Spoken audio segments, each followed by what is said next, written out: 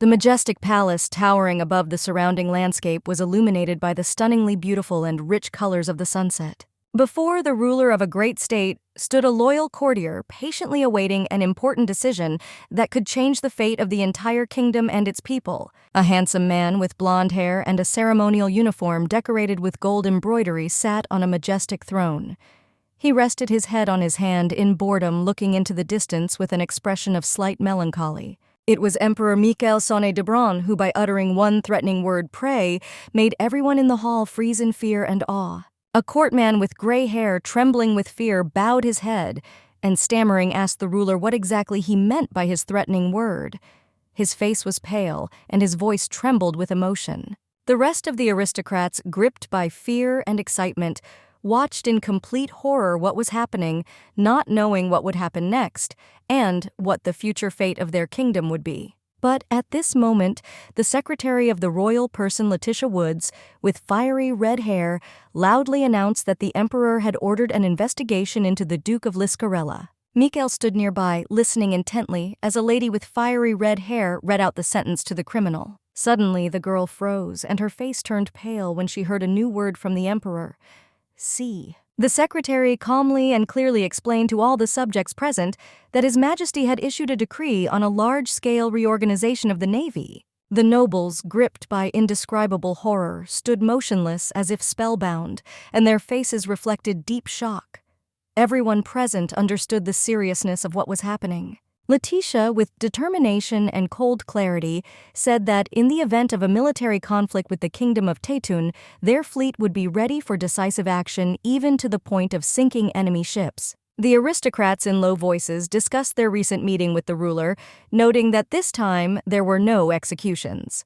The gentlemen tried to be careful in their statements, especially after the horrifying sight of the chancellor's severed head. If it were not for a girl who worked as a secretary in the palace and was distinguished by her friendly and diplomatic manner of communicating with other courtiers, the empire would probably have been on the verge of collapse long ago. As Mikel and the lady left the hall, the nobles tried to understand how someone like her of humble birth could order executions and influence the fate of the nobles, while the emperor did not say a word. Another one joined the group of men, warning them to keep their voices down. Otherwise, their talk of gossip could lead to trouble. While others were discussing her only influence that could understand the intentions of the ruler of the empire, Leticia was pleasantly communicating with a young courtier.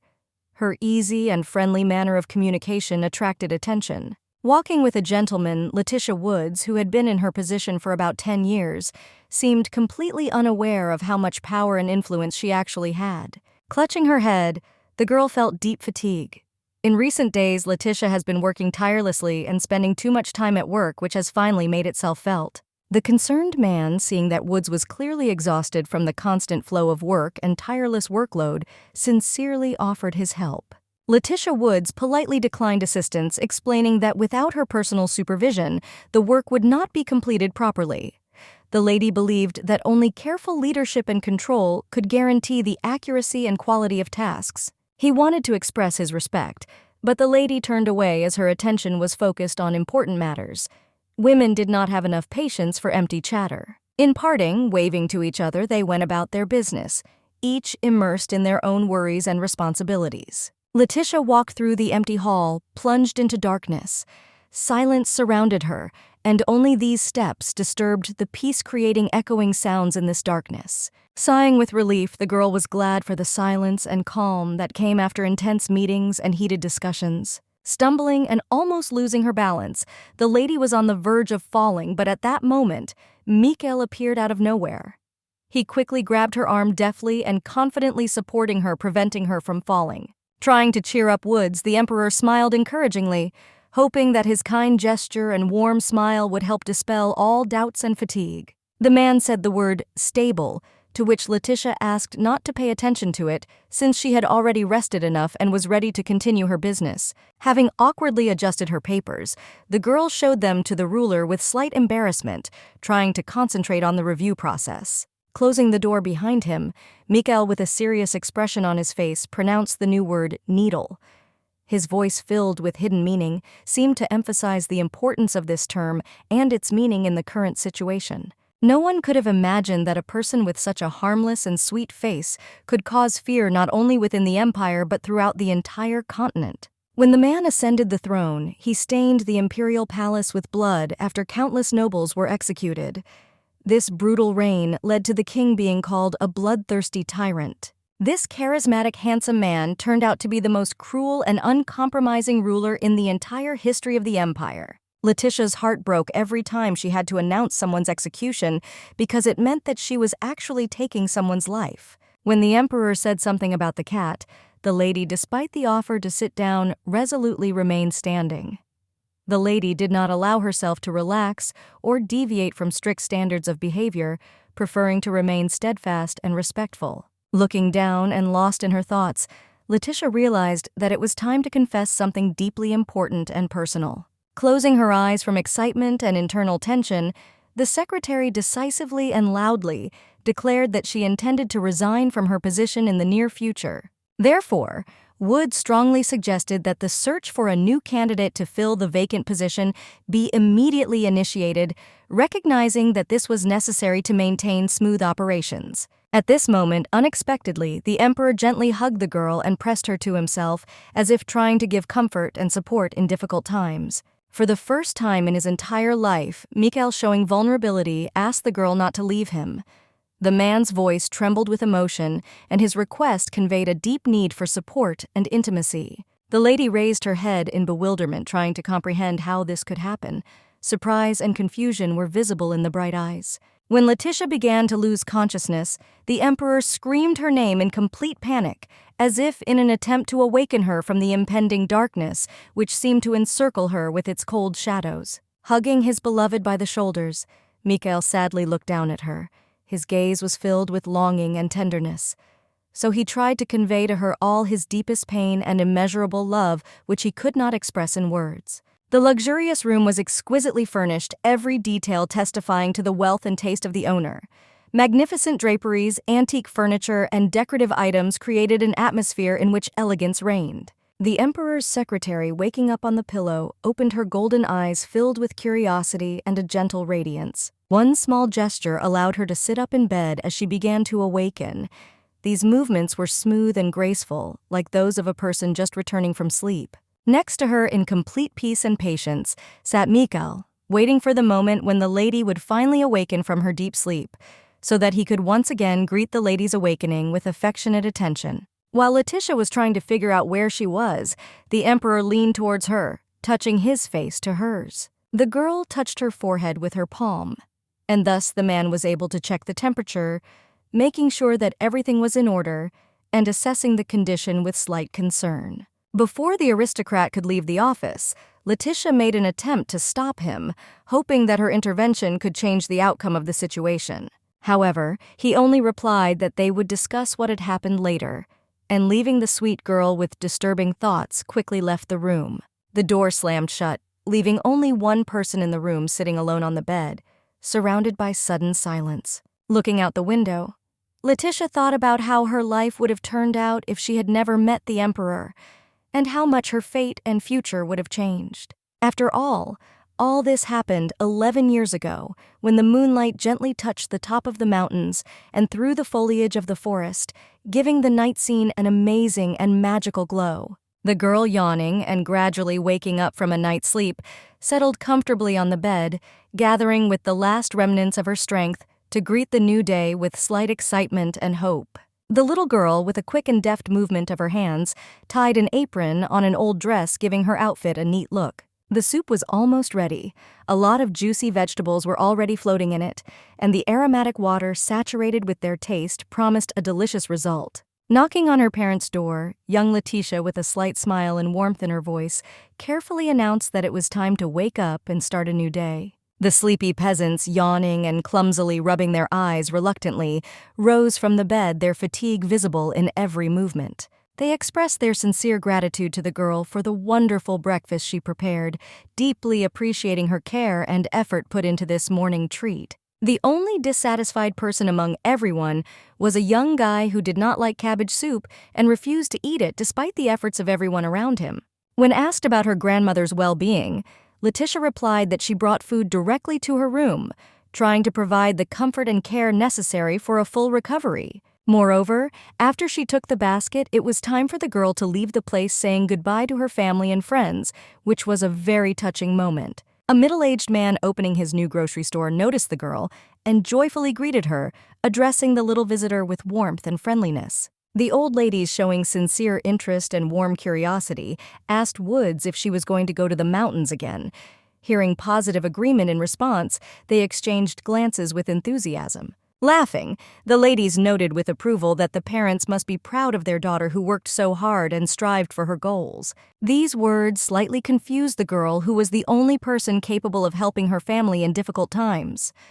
A huge responsibility lay on the woman's shoulders, and all her diligence was directed towards supporting her loved ones. Local residents were sincerely jealous of Woods's parents, dreaming that their own children could have the same outstanding qualities and aspirations. With enthusiasm and determination, Leticia made an important decision that day to make the most of her time and collect as many herbs as possible. Suddenly, it started to rain and evening came, but the girl continued to collect plants, working hard despite the worsening weather conditions. With her breath, she tried to warm her frozen palms, which were roughened and covered with abrasions after a long stay in the cold and working in difficult conditions. It was still too early to go home, as there were only 3 blades of grass in the basket.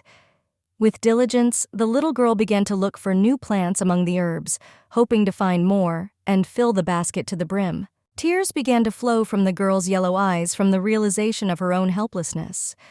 The lady understood that it was also not easy for her parents, and this feeling deeply wounded her fragile heart. As a result, a small but very important bundle of drugs was delivered home, which, although it turned out to be insufficient to fully meet the needs, still played a key role in the ongoing treatment. The mother, gently patting her daughter on the head, said with a warm smile that everything was fine, assuring her that all the problems had been solved and there was nothing to worry about. There was a dispute with the father. The man claimed that the amount of medicine delivered was insufficient and also expressed serious concern about the catastrophic lack of funds. Leticia woke up in the forest in the pouring rain, barely comprehending what had just happened. She couldn't tell whether it was a dream or a vision. Hearing a terrible noise and ominous sounds, the girl immediately remembered the hunter's stories about how terrible bears and ferocious animals lived in the forest, which gave her goosebumps to the bone. Frightened to the core, the girl closed her eyes, pressing her hands tightly to her face, as if trying to hide from everything terrible that was happening around and find at least a small amount of consolation in this gesture. The basket overturned, and Leticia, falling on the grass, asked herself in surprise what had just happened, not understanding how she ended up in such an unexpected situation. A handsome boy in expensive clothes with blonde hair and sad eyes that made her want to know what was hidden behind his sadness appeared in front of her. Sitting in the rain, the little girl looked at the boy with curiosity and bewilderment, and, unable to resist, inquired what he was doing here in such weather. When asked where the child's parents were, the guy only awkwardly looked away and froze in silence, clearly having difficulty finding an appropriate answer. The aristocrat's son did not answer any of the subsequent questions, so Leticia suggested that he might possibly be deaf, given his complete silence. The girl began to show with gestures that this place was extremely dangerous, thereby surprising the boy, who had not expected such an urgent demonstration of risk. Noticing the expensive things around Woods, couldn't help but ask if this man had really run away from his parents. Such items could indicate an unusual or even extraordinary history of his life. The guy continued to torment him with questions, which caused the girl to sigh heavily as her patience was running out. Fear ran through the aristocrat's entire body, as if every cell of his body was reacting to an invisible threat, shaking him from head to toe. Gently, the older girl invited the boy to go home together, explaining that evil bears lived in the forest. Continuing to stay in such a place could be extremely dangerous. Together they began to run, and despite their desire to get away as quickly as possible, the rain only intensified, becoming more intense and persistent. Unable to stay on her feet and stumbling, Leticia fell to the ground along with the boy, and they found themselves on a wet and slippery surface, experiencing additional difficulty in moving. Remembering her basket, the girl began to look around in search, trying to notice the thing among the surrounding disorder and chaos. Only one blade of grass remained in the women's hands, surviving after a long and intense run, symbolizing the lady's perseverance and perseverance. From Woods's eyes, with the realization that it was impossible to make even one medicine from the remaining plant scraps, the last hope was destroyed. Suddenly, a hand with a handkerchief appeared, carefully wiping the tears from the lady's eyes, expressing care and sympathy at this difficult moment. This man with a scarf turned out to be the same boy who appeared in an unusual way in the forest. His unexpected appearance and concern for the lady was an unexpected and touching turn of events. Embarrassed, the girl began to laugh, her awkwardness gradually giving way to light amusement and relief when she realized how comical the situation was. Gently taking the boy's hands, the lady thanked the boy for his care, expressing her deep gratitude and touching gratitude. After that, she turned away from him and ordered herself to concentrate so as not to lose control of the situation and solve the problems that had arisen. Without thinking for long, the peasant woman decided not to return to the hill from which she had fallen, preferring to leave behind this unfavorable route and move forward to find a safer path. Suddenly, the boy pushed Woods aside, shouting for the maiden to be careful and thereby averting possible danger. It was a real shock and a complete surprise for the lady to learn that the boy who was found in the forest had the ability to speak, which seemed completely incredible. Leticia had just stood rapidly falling from a great height and causing a powerful crash that made the earth shake with a strong impact. The frightened girl, trembling with horror, looked intently in the direction where her short and not yet lived life could end, as if foreshadowing the inevitable. Joyfully hugging her savior, the girl, with a sincere feeling of gratitude, expressed all her gratitude to him, deeply touched by his selfless act and support. Wood's attention back to the basket. It was a trivial matter compared to more serious problems that required immediate resolution. Having introduced herself, she politely asked the boy's name. When he continued to remain silent, Leticia added that it's okay not to reveal your name if you're embarrassed. Night fell and the situation became increasingly dangerous. The moon slowly rose into the sky, illuminating the dark spaces and creating a mystical atmosphere around. With an awkward expression on his face, the boy reiterated that it was extremely dangerous to remain on the street. Woods was deeply impressed by this statement. The guy, overwhelmed with emotions, rushed to hug the girl, who did not leave him alone in the forest despite the dangers and difficulties. These hugs were full of sincere gratitude and a deep sense of appreciation. The peasant woman, watching the stranger begin to shiver from the cold, slowly and reluctantly takes off her old threadbare clothes to try to help him cope with the cold. Having lost the ability to utter more than one word, the aristocrat, with difficulty squeezing out only this short but meaningful word, could barely utter the name Cerberus. A bright and amazing image of a dog with 3 heads appeared in the memory of the girl with red hair, which left a deep imprint on her imagination. With a feeling of deep frustration and dissatisfaction, the boy slowly and carefully began to take off his old cape, accompanying each movement with a heavy sigh. Instead of throwing the item to the floor, the guy decisively threw it over himself, and Woods demonstrating his determination and confidence in this act. Together, under a cozy blanket, they nestled near the rocks under the cover of darkness, hiding from the coolness and enjoying each other's warm comfort. Smiling happily and filling her speech with sincere warmth, Leticia complimented her companion with particular delight, calling the aristocrat smart.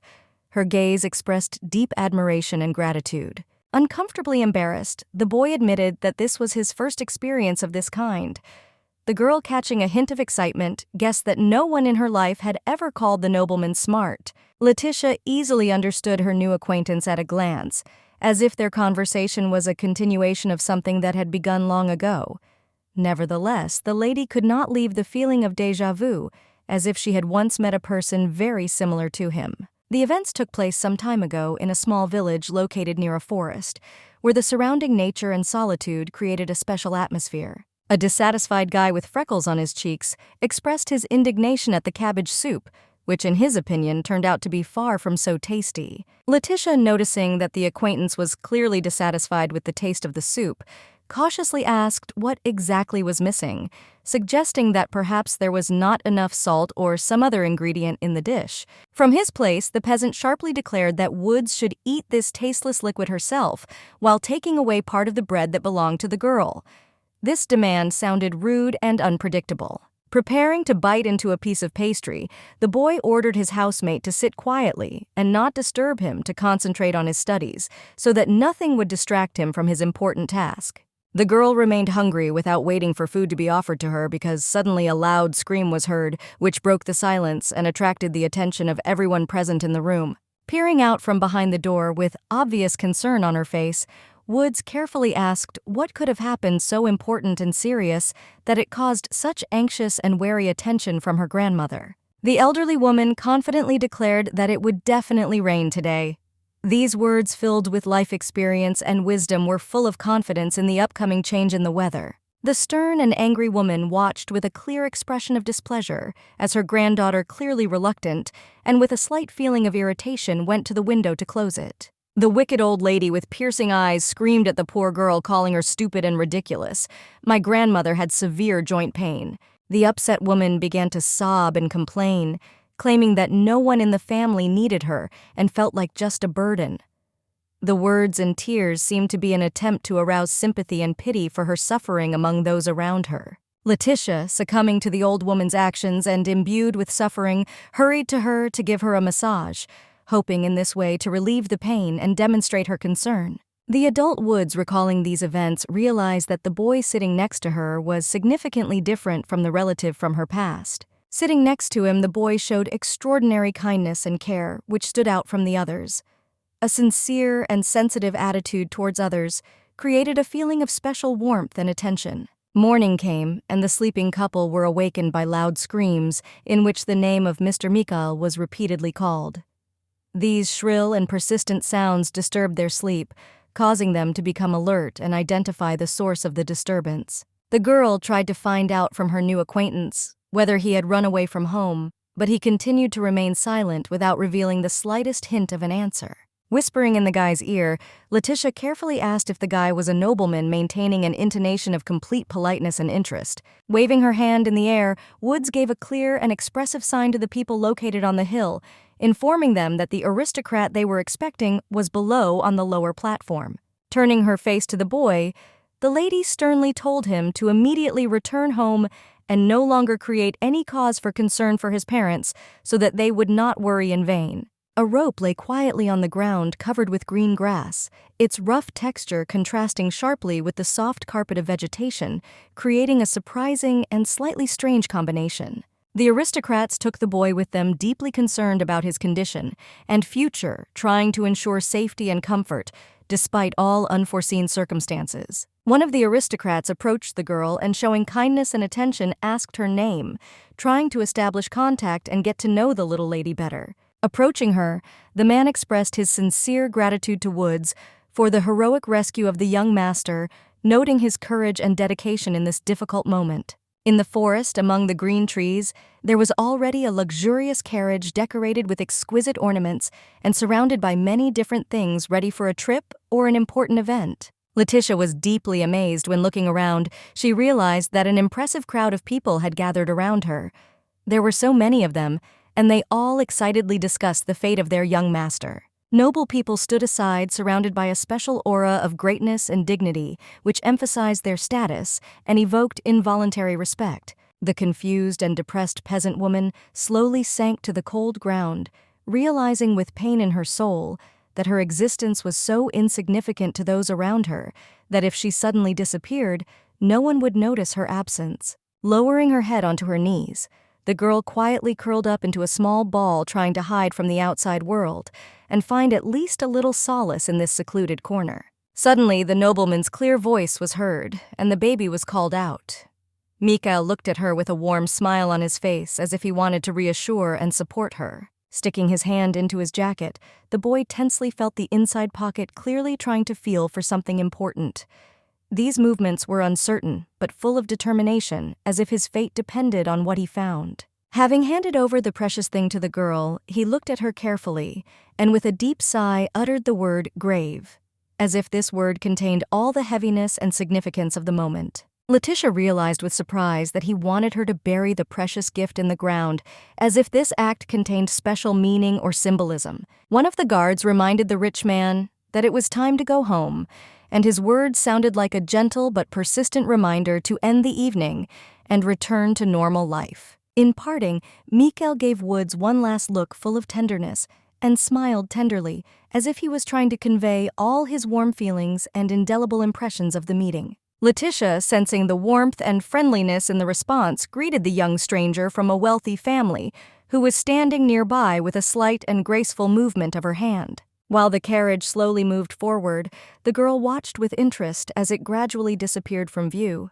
disappearing over the horizon. The baby, despite her anxiety and fear, did not lose hope, sincerely believing that her parents, who no doubt were very worried about the disappearance of their daughter. At first, she wanted to sell the trinket for a lot of money, but after that, she changed her mind and hid it in the pocket of her old clothes. Then, feeling uncomfortable and anxious, she headed towards her house. The boy, enjoying the ride in luxury transport, could not get rid of the obsessive thought of whether they would meet again. A whole year has passed. The girl's parents, absorbed in their own affairs, turned to her with a request for help.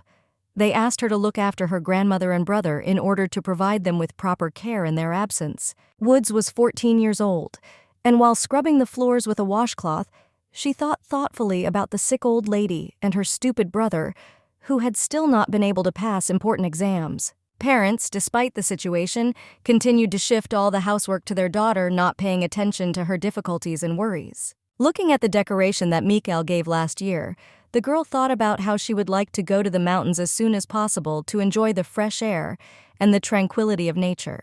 Having finished work, Leticia strained her sore back, and feeling tired, decided to go home to rest and recuperate. Unexpectedly for the little girl, the beginning of rain attracted her attention, and she watched with undisguised interest and childish delight as drops like sparkling crystals fell from the sky and crashed to the ground. Moreover, a few minutes later, a thunderstorm began thundering loudly across the sky, while lightning flashed brightly and broke the dark haze. Covering her hair with her palm, the peasant woman fled in panic, trying to hide from the incessant downpour, which was pouring like buckets, and to avoid getting completely wet to the last thread. With horror, the lady realized that lightning was about to strike right next to her, and her heart began to beat in a panicky rhythm from fear of the approaching elements. Trembling with fear, she barely had time to dodge when the lightning struck the ground nearby with a deafening crack, leaving behind a loud splash of discharges. A black mark from the lightning strike remained on the tree, clearly demonstrating the power and fury of the elements that swept past and left behind traces of its destructive presence. Deciding that it was time to pull herself together, Leticia concentrated, and with difficulty controlling her trembling fingers, reached out with her hand to pick up the fallen gift. As soon as the lady reached for the jewelry, another deafening thunder was heard, which echoed in her chest, increasing her fear and anxiety. Wood sat on the ground, feeling her skin turn black and burnt like hot coal, leaving an unpleasant sensation of heat and pain. What was happening to her was so terrible and unreal that, losing consciousness, the little girl tried to understand whether it was just a nightmare or whether she was really losing consciousness. The last thing Leticia saw was the rainy forest plunged into darkness as if it was covering with its curtain, while consciousness slipped into endless darkness. A young girl was crossing the road when suddenly a bulky truck appeared in front of her at full speed, rushing down the road, leaving no time to react. With horror, the peasant woman realized that at that moment, her existence was on the brink, and she seemed to be reliving the moment when she had already left this world in a past life. All the events that took place seemed to be the plot of an exciting novel, which Leticia had recently absorbed with genuine interest and fascination. Leticia Woods was the tragically dead sister of a corrupt nobleman whom he used and manipulated even after her daughter became an adult and independent. Ultimately, the heroine died because of a family that never showed true love and support for her. Crying Leticia tried to deny everything, but something inside told her that this was a bitter truth that could not be ignored. After the rain, when the sky cleared again, an amazing rainbow appeared against its background like a sparkling bridge connecting the rainy past with the clear present. Gloomily, the girl decided to change her future. The little girl was ready to live despite the difficulties and temporarily play along with her so-called family in order to achieve her goal. The main character's brother, after an exciting game of ball with friends, said goodbye to them, citing the fact that it was too late to continue the game, and he needed to go home.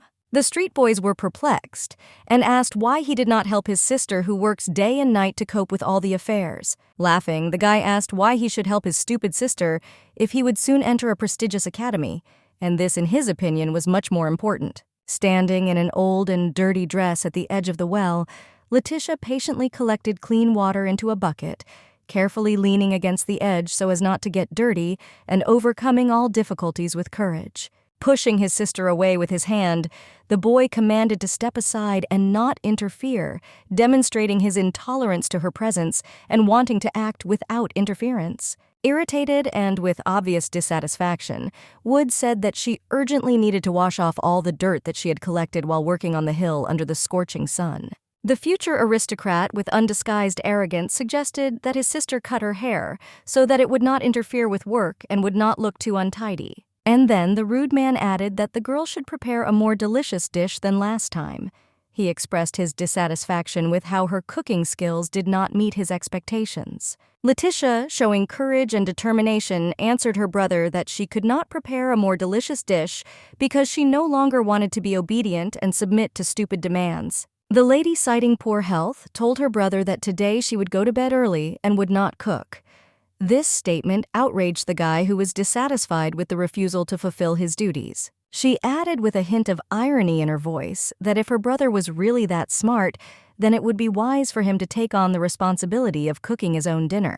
The girl sincerely hoped that the young man would not become a civil servant in the future and would not be among those who thoughtlessly managed the empire's money. In one swift and decisive movement, the bucket was thrown over Woods, and her dress instantly became cleansed, just as the peasant woman herself was washed from head to toe. Raising her head high and carefully removing the disturbing hair, she curiously asked if her brother still needed water from the bucket. The man, filled with malice and anger, showered her with accusations, calling her abnormal and crazy, and without hiding his contempt and irritation. As he left, he angrily promised not only to snitch on her, but also to tell his parents in detail about all her behavior, clearly intending to cause their anger and disappointment.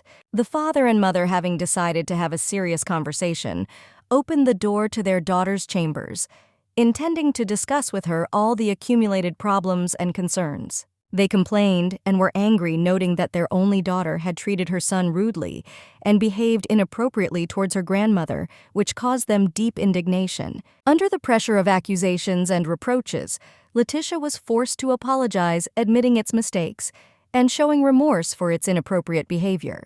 In a stern tone, the father said that although the girl was still very young, a difficult life awaited her in the future, and they were ready to forgive their daughter if she sincerely apologized to her relatives. Feeling that she was on edge, Woods cried out that she was incredibly tired of carrying out the responsibilities of the entire family, feeling the weight of all the responsibility falling on her. Unexpectedly, the mother hugged the baby tightly, trying to support and console her at this difficult moment when the feelings of exhaustion and depression were especially acute. Calming the girl, the woman, with great tenderness and care, wiped away her tears with a handkerchief, trying to remove the heavy burden of worries and fear from her shoulders. However, the next moment the situation changed dramatically, when the mother urgently asked Woods to go and apologize to her brother and grandmother, demanding that she show courtesy and repentance. She asked if her daughter was angry, because this time the woman was not on her side and could not understand why her daughter was experiencing such anger and disappointment. The parents were deeply upset because they believed that Leticia had already matured and learned to cope with difficulties, but it turned out that the reality was completely different, and their expectations were not met. The man sternly ordered the girl to immediately apologize to the whole family, reminding her that the happy days of childhood were behind her, and now that Leticia had long grown up, she would have to face adult responsibilities. The irritated girl protested the injustice, saying that her brother should have at least tried to make something of himself in this life instead of relying on others. The girl curiously asked her parents if any events had ever been held in this house, or if anything special had been done for her. Hugely upset by his daughter's behavior, the man, seeing how her actions become increasingly unacceptable and violate family norms, decides to take disciplinary measures. Leticia, noticing more than once that there was always a shortage of medicine, wondered how her parents managed this medicine and why its supplies were always so modest. Suddenly, in a fit of anger, the man slapped her sharply and without warning, which was a shocking and unpredictable act in this situation. The mother tried to calm her husband, who was angry with her daughter for asking too many questions, not understanding how curiosity and the desire for knowledge could cause such a storm of emotions. As a result, Woods was punished until she changed her behavior, and only correction became a condition for ending disciplinary action. The upset girl tried to change something, but all her efforts were useless. Therefore, clenching her fists in despair, the lady begged for forgiveness from the so-called family. Trying to play the role of despair, Leticia stated that she did not know what was happening to her, and this was the only way to express her feelings and hope for the understanding of others. The mother immediately rushed to her daughter and reassured her, saying that everything was fine as long as she continued to work every day, despite the difficulties and worries. Wiping away fake tears, Wood said that from now on she will try her best to keep the family happy and secure, despite the difficulties and personal sacrifices. The father, putting his hand on his daughter's shoulder, suggested that she consider finding another job to help the family cope with financial difficulties and secure their future. The brother, passing by, smiled slyly and with slight disdain called his sister stupid, which clearly showed his superiority and dissatisfaction. The next day, Wood's parents saw her off, giving her a suitcase full of things necessary for the further journey. Saying goodbye to her parents, and not without some excitement, the girl set off for a new life, taking a job on the luxurious estate of a wealthy landowner who, impressed by her reputation as a hard worker, promised to pay twice as much. The family saw off their daughter with sincere cordiality, feeling a sense of pride and satisfaction from the new source of income, and looked forward to the future, expecting a significant improvement in their financial situation. Walking through the streets of the city, Leticia decided to keep silent about the fact that her absence after receiving her first salary would become permanent, and she would disappear forever from the life of her family in a month. Baron Jefferson's mansion was stately and imposing, impressive in its scale and architectural grandeur. The stern maid, looking at the lady, noticed that she did not look her 16 years, to which Woods replied that everyone in her family was short. Handing her carefully executed papers, the servant politely asked the girl to sign the necessary documents, confirming her official employment. Looking at the girl threateningly, the servant began to say that if she decided to leave her job in less than 3 months, she would not receive wages, and if she fled the country, it would be impossible for her to return back. Silently, the maid admired how Leticia responded seriously and fearlessly, showing maturity and confidence in a difficult situation. Turning to Bet, another servant, she asked her to show the new girl to her chambers so that she could familiarize herself with her new surroundings and feel comfortable in the house. Bet, with a look of displeasure on her face, nudged Woods and said that she didn't have enough hands to do all the tasks, so she invited her to come along with her to help with the work. Quietly and imperceptibly, the peasant woman, barely hiding her joy, enjoyed the fact that she was accepted as a maid. As if reading her mind, another woman said that this place would accept little girls like her even without letters of recommendation because there weren't enough workers. Bet agreed to recognize the sincere efforts and work of the new girl if the baby was able to hold out in this place for more than 3 months, proving her perseverance and dedication to work. Between cleaning and cooking, Leticia chose the second option, dreaming of becoming an adult, saving enough money, and opening her own restaurant or cafe in the future. Handing the mop into Bet's hands, she stated that Woods would do the cleaning. To this, the girl awkwardly added that she also likes to put everything in order. Having sent the new girl to clean a particularly dirty room, the maid left her with a slight sigh, leaving her alone with a difficult task full of dust and disorder. Standing next to the tall and mature other servant, the little girl greeted her shyly, trying to look confident and not appear awkward in front of her elders. Sighing heavily, the woman introduced herself as Gully Ender, and with a note of fatigue in her voice asked the little girl to wipe the dirty corner that had stagnated under the old furniture where dust had accumulated. Soon, a conversation began between the two representatives of the fair sex, and Leticia learned that the maids' rooms were located on the 4th floor, which was useful information for her. Satisfied that the acquaintance started well, the girl realized that if she continued to try and show her best side, then there was a chance to get a job that she would really like. Under the endless clear blue sky, the Imperial Palace stood majestically like the embodiment of infinite beauty and power, attracting the eye with its splendor and grandeur. Standing in the corridor, Professor Gwinnett spoke indignantly with the heirs who were silent like walls, not wanting to say a word in response to his remarks. The scientists could not believe that such a fool would be the emperor of their country, and was shocked that fate had placed such a high and responsible position on the shoulders of this man. Frustrated, waving his hand, the man said that if this boy becomes a ruler, then everyone risks losing their heads, since his incompetence could lead to catastrophic consequences. The professor mockingly noted that only Horge believed that the boy was not a complete fool, and in fact, everyone around him saw him only as a homely fool. Frustrated, the man clenched his fists, looking with disappointment at the bookworm who had never held a sword in his hands, and clearly did not understand what real struggle and responsibility meant. The emperor's father was a very intelligent and wise gentleman who ruled the country with outstanding insight and determination, ensuring stability and prosperity. But for unknown reasons, the resources of the empire were depleted, and the little prince was sent to live on an estate outside the city. There he began to hide from prying eyes, leading a solitary life in secret from everyone. Having grown up under the care of mercenaries rather than nannies, the prince, when he met Jorge, did not utter a word, remaining silent, as if he did not know how to conduct a conversation with another person.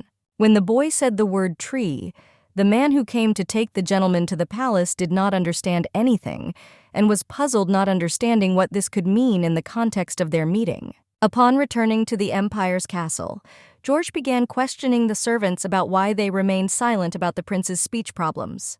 He was persistent and demanded an explanation, trying to find out why this information was hidden from him. After introducing the commander, the senior official replied that the report to the emperor had stated that the commander had completed all tasks, and therefore the prince's speech problems had been overlooked or considered minor. Clutching his head, Horge realized that he could not change anything, and that his efforts to correct the situation would not lead to the desired result, leaving him in deep despair. While apologizing to his master for his poor choice of professor, the commander was interrupted by the prince, who mentioned the name of a girl from his past, thereby diverting attention from the conversation and creating an unexpected turn in the discussion. The boy firmly pronounced the name Leticia, repeating it again and again, and confirming that this particular name belonged to the girl he met in the forest. Meanwhile, Woods, having completed her cleaning, was taken by surprise when she received an unexpected visit, interrupting her work and causing an unexpected jolt to the quiet activity. Bet, putting her hand on the new girl's shoulder, said with a smile that she could finally start working in the kitchen, which made the girl very happy. Gully, who is responsible for the cleanliness of the estate, also congratulated the little girl on her promotion, smiling warmly and expressing joy at her new assignment. During all this time, Leticia made many friends among the maids, winning their trust and affection, thanks to her friendliness and sincere interest in life. Rushing towards her new job, the girl was determined and optimistic. She understood that this was an important opportunity for her to demonstrate her skills. It took a while, but Horge finally remembered the red-haired child he met in the forest. This meeting resurfaced in his memory. The man made the assumption that the emperor would like to meet with an old acquaintance, and having received approval, decided that he would find that lady no matter the cost. The head cook, a woman named Ruth, leaned her large figure over Woods, looking at her in surprise, and noting how thin the girl was in comparison. Not trusting that this frail girl could cope with the work in the kitchen, the cook ordered another assistant to bring food left over from the previous lunch, to make the task a little easier, eating a fragrant and delicious pie. Leticia hoped that she would not be sent back to cleaning, and that her efforts in the kitchen would be adequately appreciated so that she could remain in her new position and continue to develop in this role. Having tasted only a small piece of baked goods, the maiden beamed with happiness and expressed her gratitude to the cook for the amazing taste and skill that made this moment truly unforgettable. With a smile, Ruth asked who else would work with Woods if she didn't eat well, emphasizing the importance of good nutrition for productivity. Satisfied, Leticia promised herself that in this life she would definitely learn to cook in order to realize her culinary potential and delight others with delicious dishes. A village in the mountains lived a calm and measured life, until suddenly a loud cry was heard about a knight who broke the silence and attracted the attention of all its inhabitants. Wood's family, in complete confusion and despair, turned to a man asking for help in finding their daughter, who had recently disappeared, leaving them in anxious anticipation and deep sadness. Jorge asked whether the girl could leave the house of her own free will and received a categorical denial in response, which only increased his anxiety and doubts. Scratching the back of his head thoughtfully, the knight tried to clarify the situation, clarifying that in this case, neither kidnapping nor murder had taken place in order to dispel all possible fears. Sobbing, the mother said that her daughter was sure to return home for the weekend a week ago, but now she was informed that her daughter had boarded a carriage heading to Tatum. The man listened carefully to the story, noting that Tatum was the closest city to this village. The parents, despite all their efforts, were unable to find their daughter. After checking his age, the knight also learned that Woods was only 14 years old. She was a young lady too young to work as a maid. The knight remembered that in the past there were cases when the poor sold their relatives to the rich for money.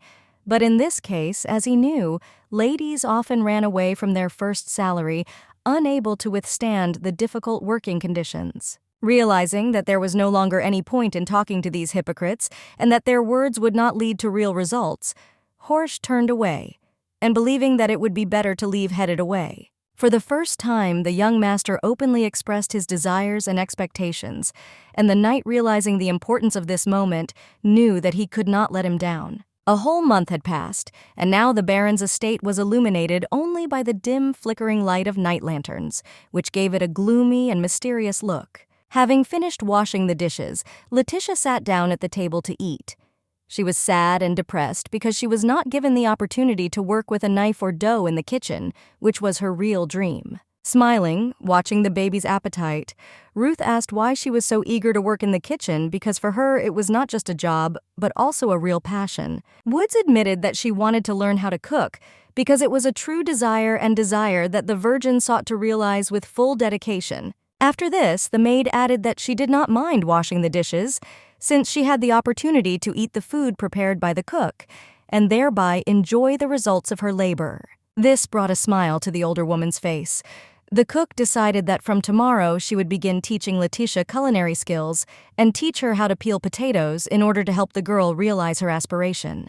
These words made a deep impression on Woods, and she was sincerely glad to receive this opportunity.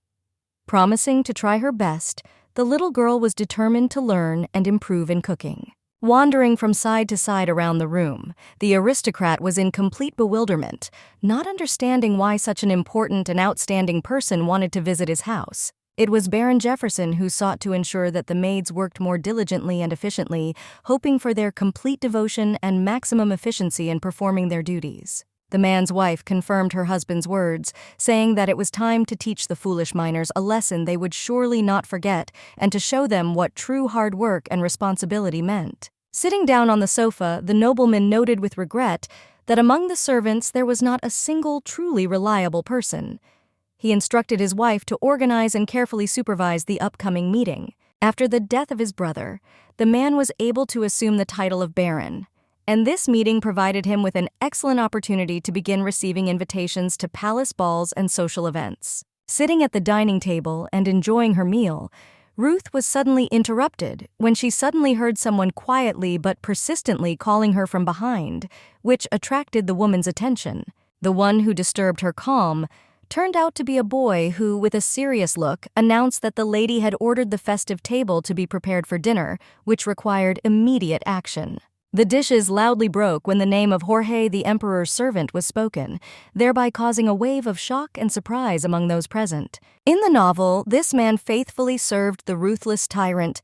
His loyalty was undeniable, despite the cruelty and despotism of his master. During the struggle for the throne, the imperial spouses died, and as a result, the throne was taken by Crown Prince Mikel de Braun, a royal relative and an orphan who finds himself at the center of complex political intrigue. George was the only one who remained loyal to the prince to the end, and in turn the prince became attached to his faithful friend, valuing devotion and loyalty more than anything else. Soon after Mikel's accession to the throne, his mind began to fail, and he began to execute his subjects. However, Jorge, a loyal advisor, convinced the prince to replace the execution with imprisonment, softening the policy and maintaining order in the empire. However, 50 years after the start of his reign, the man was killed, and no one was able to stop the ruthless tyrant who continued to spread fear and horror.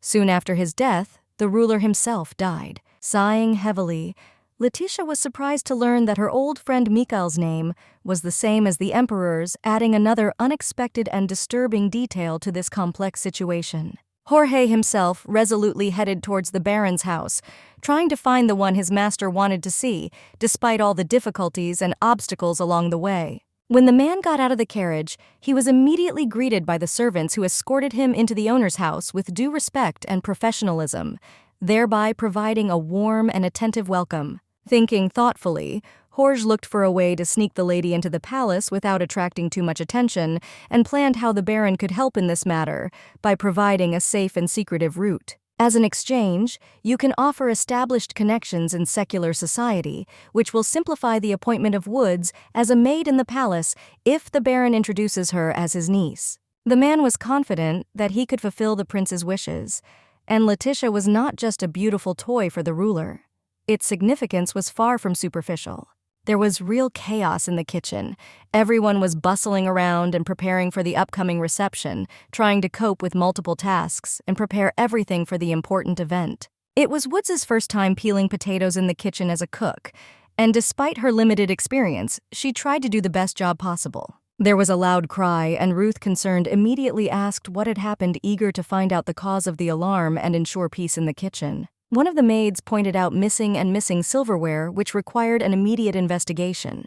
An adult housekeeper stood with her assistants near an empty cupboard, realizing that without silverware, she would not be able to serve food for important guests, and this created a serious problem for the upcoming reception. Without hesitation, Ruth ordered Emily to immediately report the incident to the mistress, so that the mistress would be aware of the problem and could take the necessary measures. The cook explained that if Madame is not informed about the incident now, she will not only punish all the maids in the future, but will also require them to go naked and go in search of silverware, which will be a real disaster. Immediately realizing the seriousness of the situation, Emily hastened to convey all the details of the incident to the hostess so that she could respond promptly. Surprisingly, the servants were not particularly tense or agitated, since they knew that from time to time the mistress arranged for things to go missing in order to keep them on their toes and maintain discipline. Another cook said that during the training of new servants,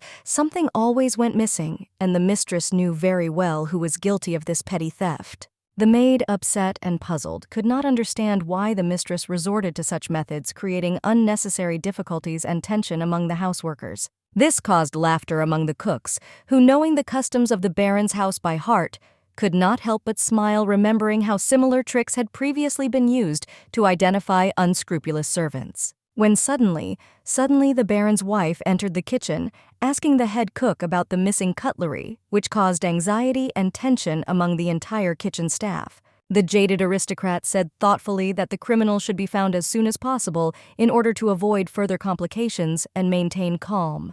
Jorge's presence made it difficult to find the thief, but when he left, the situation could only get worse, and the search would become even more difficult. Ruth offered not only to apologize to Mr. Knight for the awkwardness, but also to carefully search all possible secluded corners and hidden places where the missing dishes could be hidden in order to eliminate the misunderstanding. Remembering the events described in the novel, Leticia could not understand how they could so easily ask for something from such a noble guest without taking into account the high status and possible consequences of such an appeal. Looking mockingly at the gray mouse, the lady of the house said that the criminal was still among them, adding that her suspicions about the presence of thieves in the house were confirmed. Brushing strands of hair from her face, the noble lady stated that Ruth had no education and therefore could not fully understand the complexity and significance of what was happening. Taking control of the situation, the head cook called the attention of all the workers, bringing them back to reality and reminding them to focus on cooking.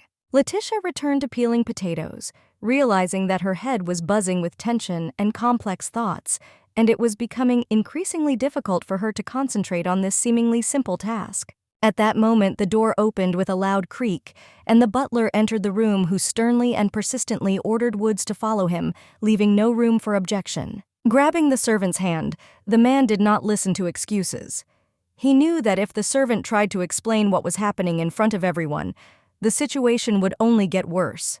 Confused, the girl stared at the houseworker, not understanding what was happening and why the situation was unfolding this way. Modestly, but with a hint of excitement, the girl entered the luxurious room where the owner of the house was already waiting for her, surrounded by elegant furnishings and attention. Falling to her knees, Woods began to make excuses stating that she had not touched the dishes and had spent the entire time in the kitchen doing work, thus hoping to prove her innocence. But then the lady was interrupted by the voice of the gentleman who called her here for another reason, making her realize that excuses might be inappropriate. Instead, the aristocrat revealed a precious brooch, a gift from an old friend which was found in Wood's bed, causing shock and confusion among those present. Leticia looked at the decoration with fear, afraid of losing it. In a desperate attempt to save it, she hid it under her pillow, which unfortunately turned out to be a mistake. Kneeling in front of the owner, the maid heatedly justified herself, claiming that she had not stolen anything, and asked for forgiveness, hoping for mercy. The man could not calm down and insistently demanded an explanation of how such a simpleton like her got the precious jewelry, believing that such a thing was impossible without secret machinations. However, he was ready to believe the lady if the maid told the truth about how and where she got the jewelry and provided a convincing explanation. The girl decided to openly admit that in the past, she had helped a respected person, and as a token of gratitude, he gave a gift.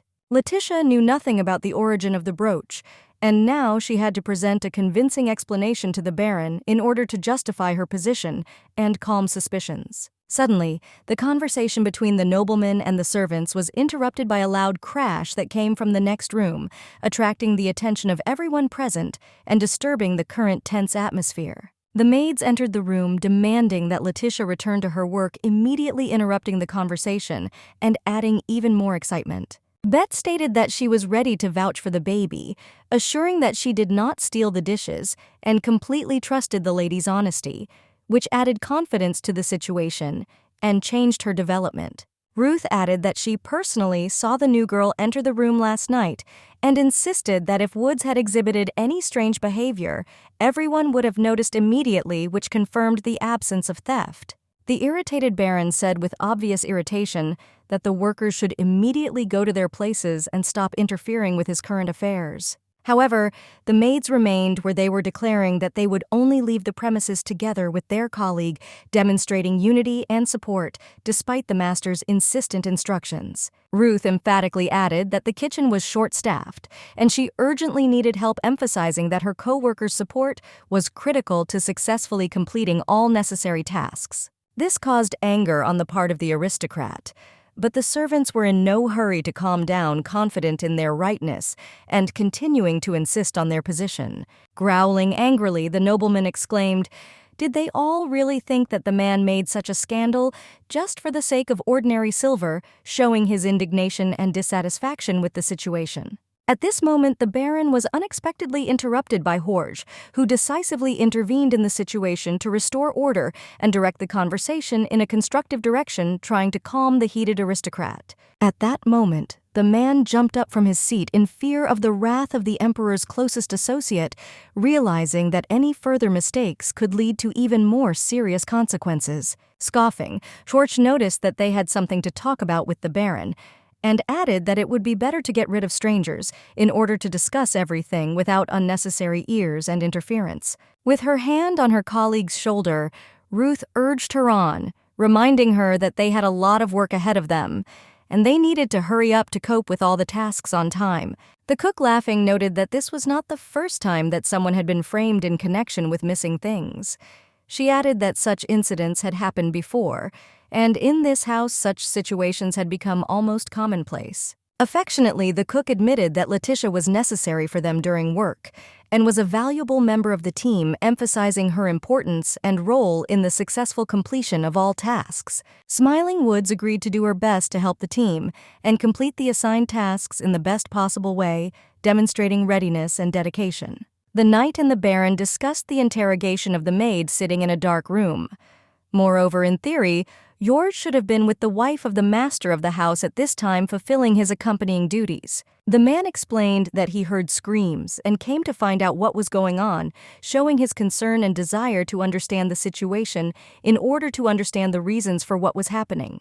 The aristocrat was angry with his maids because due to their failures he lost the opportunity to join high society, which caused him deep disappointment and anger. The discovery of the imperial brooch immediately seemed unusual and strange, causing bewilderment and many questions about its origin and meaning among everyone present. While drinking a cup of tea, the Baron realized that the knight's arrival was probably connected with this decoration, which suggested a deeper connection between the events and the upcoming consequences. Coldly and decisively, George declared that he had uncovered the noble's lies and demanded an explanation, leaving no room for doubt in his determination to find out the truth. Deciding to confess, the man placed on the table the gift he had found, which was the subject of discussion. Thus, he decided to show that his intentions were honest. The surprised knight asked where the nobleman found this jewel, receiving the answer that it belonged to a maid who could hardly have stolen it. Shrugging, the noble asked what exactly Jorge wanted from him, as an ordinary baron, emphasizing that he expected a clearer explanation of his demands and goals. And so during the tea party, an important deal was concluded, which became a significant event that changed current circumstances. Helping the workers around the house, Leticia could not get rid of thoughts about what would now become of the precious jewelry that the master had taken. When suddenly the butler unexpectedly entered and, interrupting her thoughts, called Woods, saying that Sir Jorge required her immediate presence. Ruth tried to protect her charge, but the butler, only obeying the master's orders, calmly insisted that Woods immediately follow him. Having gathered her courage, the girl realized that there was no point in wasting time on doubts, and decided that the time had come to go to Jorge and find out what he wanted from her. Lightly knocking on the door, Leticia, with a timid voice, asked permission to enter the chambers of the aristocrats, feeling more and more excited about the upcoming meeting. Inside the room, at a sophisticated table, the noble sat down, having a leisurely conversation, enjoying aromatic tea and clearly discussing something important, immersed in their thoughts and conversation. With a smile transforming his previous stern expression, the Baron politely invited the maid to come inside, demonstrating with his gesture that she could join them. Woods continued to insist that she did not commit the theft and that she had nothing to do with the disappearance, trying to convince everyone of her innocence. The man interrupted the conversation, claiming that the servant was his relative, whom he completely trusted, and that any accusations against her were completely unfounded. The nobleman began to say that Woods's mother was his distant sister, emphasizing that their family ties over the years had provided him with special trust in the girl. Extending his hand towards the knight, the man announced that his niece would now go to work in the palace of the Empire, emphasizing the importance of this change and confidence in her future assignment. Leticia, gripped by horror and fear for her life, was deeply shocked by the prospect of being in the palace, which caused her great anxiety. Gently placing his hands on the maid's shoulders, the Baron asked to call him uncle, trying to create a warmer and more trusting atmosphere between them. Now the girl had to work as a servant in the palace, where the most complex intrigues flared up, and where life could be in danger due to the intricacies of court politics. Leticia was ready to beg her master on her knees not to send her along with the knight, realizing that this could mean finding herself in a dangerous and unenviable position. While there was a fierce argument between them, Jorge calmly drank tea without changing his facial expression, and a light smile invariably remained on his lips. With tears in her eyes, Leticia begged the owner to allow her to stay on the estate, arguing that the lady's presence would only bring harm and worsen the Baron's reputation. The man hastened to reassure the girl, assuring the servant that his wife was closely monitoring her condition and that Woods was fully ready to go to the Emperor's palace where important events awaited them. After this, he added that other employees of the house also expressed their trust and respect to her, which emphasized the importance of the maiden and helped create an atmosphere of mutual understanding and support. Trembling with fear, Leticia tried to convince her imaginary uncle to stay in the estate, but all attempts were in vain, and everything was useless, since his determination was unshakable. Leaning towards the maid's ear, Madame sternly ordered her to stand up and not be stubborn, emphasizing that she herself did not like this whole performance, but the situation required an immediate solution, and any resistance was unacceptable. Obediently bowing her head and realizing she had no other choice, Leticia accepted the praise that followed her resignation, feeling a mixture of relief and inner humility. Jorge, getting up from his seat, invited Woods to leave immediately, explaining that all the girl's things were already packed and placed in the carriage ready for departure. Dissatisfied with the girl's slowness, the Baron hurried the maid, emphasizing that the knight was a very busy person and could not wait any longer, emphasizing the importance of making all the necessary preparations as quickly as possible. Dressed in a new dress and with suitcases in hand, Leticia followed the Emperor's faithful servant, preparing for the journey and anticipating the upcoming changes. Woods, a stern look, the man ordered him not to exit the vehicle without permission, emphasizing the importance of following this rule to ensure safety and order. With a smile and hope of escape, the lady cautiously asked if she would go alone in the carriage, hoping for the possibility of privacy and freedom from persistent control. The guard instantly recognized the cunning plan, noticing that everything she was trying to hide was written on her face. Every movement and expression betrayed his true intentions, like a book whose pages were open before him. Denying all accusations, Leticia tried to clear her good name, but her efforts only irritated the man. In the end, he said that no one would pay attention to a simple maid. The girl agreed with his words, but she was lucky.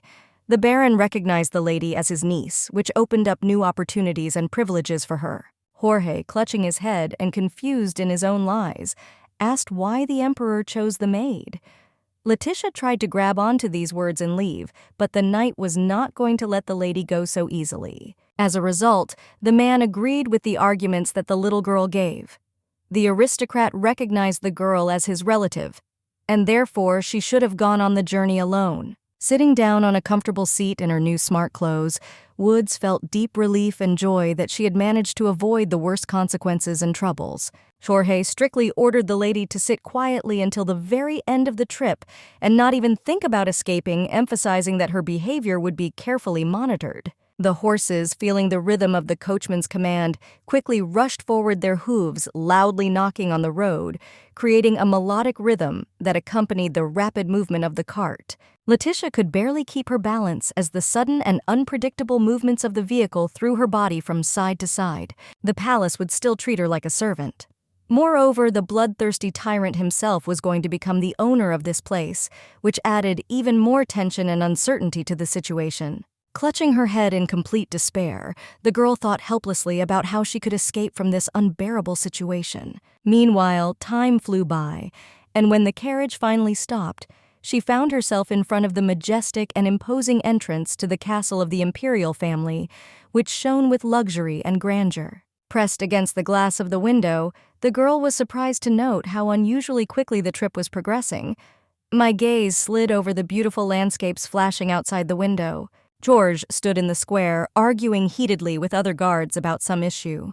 His bright emotions and loud words attracted the attention of passers-by, creating a tense atmosphere around. While the man clearly and loudly instructed his charges, the lady quietly and carefully exited the carriage, trying not to attract too much attention and acting as carefully as possible to avoid notice. While Jorge was distracted by noise and arguments with his subordinates, she took advantage of the moment and quietly and quickly headed towards the bushes. Looking around, the little girl was surprised to realize that she found herself in a lovely garden full of various plants and flowers. There is a green oasis all around, replete with bright and fragrant plants. Sighing heavily, Leticia had difficulty coming to terms with the new reality in which she constantly had to hide and be on guard as if the whole world was trying to catch her. Suddenly, the girl raised her head and realized that she found herself at the dead end of a labyrinth consisting of dense bushes that seemed to be locked in their green captivity. The tangled labyrinth, stretching into infinity, turned out to be huge and impenetrable, like an insidious green trap that could deprive a person of hope of exit. Leticia tirelessly searched for a way out of the tangled labyrinth, but all attempts were in vain. If she dared to scream, she would quickly be found and captured, which would only make her plight worse. Seeing a faint light in the distance, the little girl resolutely headed through the thickets, hoping that this would be a way out of the ongoing labyrinth. In a clearing among flowering plants stood Mikel, surrounded by a mysterious aura, as if he were part of this magical and mysterious forest landscape. Seeing in the stranger his friend from the distant past, the boy stared at her in amazement. His face immediately turned red from the deep embarrassment and violent excitement that filled his heart. Smiling at the guy, Woods noted with a slight laugh that everything that was happening around seemed like the plot of a strange and absurd dream from which it was so difficult to awaken. Smiling, the emperor uttered an ancient word holding a bouquet of schisandra flowers in his hand, which gave his speech a special solemnity and sophistication. Staring blankly at the plants, Leticia asked what exactly the boy meant, as her thoughts were completely absorbed in the mystery that was posed to her by what was happening. The girl laughed loudly when she realized that the guy was referring to their chance meeting. It seemed completely impossible because he was an aristocrat, and she was a simple peasant woman. But Mikel seemed absolutely real. When smiling sweetly, the lady said that their meeting was predetermined by fate, as if the universe itself had confirmed their connection. This seemed especially sweet to Woods, and hiding his joy behind his palm. The lady could not contain her emotions, enjoying this unexpected moment of happiness. Seeing that the woman's hand was bandaged, the boy immediately became concerned about his companion's well-being, but she only brushed aside his concerns, demonstrating calmness. Leticia was immersed in deep thoughts about how the young man managed to penetrate the garden of the emperor himself.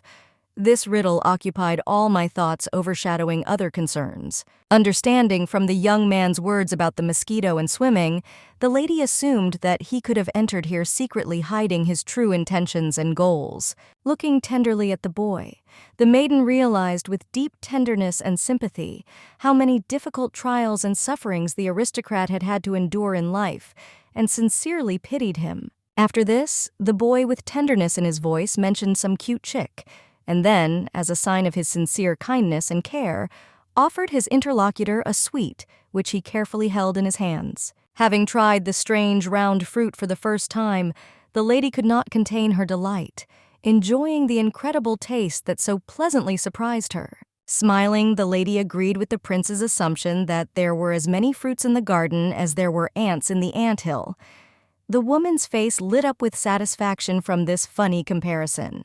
The guy calmed the lady down, assuring her not to worry, using the unusual word foam, which, although it sounded strange, was pronounced with sincere reassurance and concern. So they sat together, enjoying the bright colors, sweet aroma, and delicious treats, immersed in an atmosphere of peace and harmony. Woods had the idea in his head that this place was secretly built on the personal orders of the emperor, which gave the whole environment a special atmosphere of mystery and exclusivity. Even if the boy came from a family of wealthy aristocrats, it is unlikely that he would have been allowed to walk around the sovereign's garden so easily, which only strengthened the impression of the unusualness and exclusivity of his presence here. Upset and full of anxiety, Leticia anxiously inquired whether it had happened that the boy had run away from home again.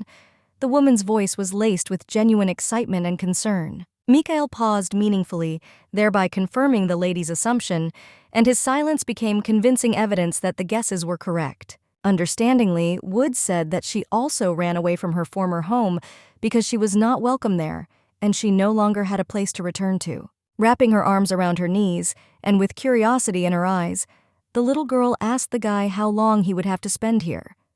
After listening to his answer, she learned that it was not an escape at all. After this, Leticia added that she considered escape only to go forever to a place where a person would be impossible to find, emphasizing that a temporary stay had nothing to do with real escape. To the word unicorn, the girl replied that nothing impossible exists, and the maiden is a living example of this, emphasizing her belief in the feasibility of any goals. Woods did not force the boy to speak if he did not want to, since the reasons for his silence could be very different.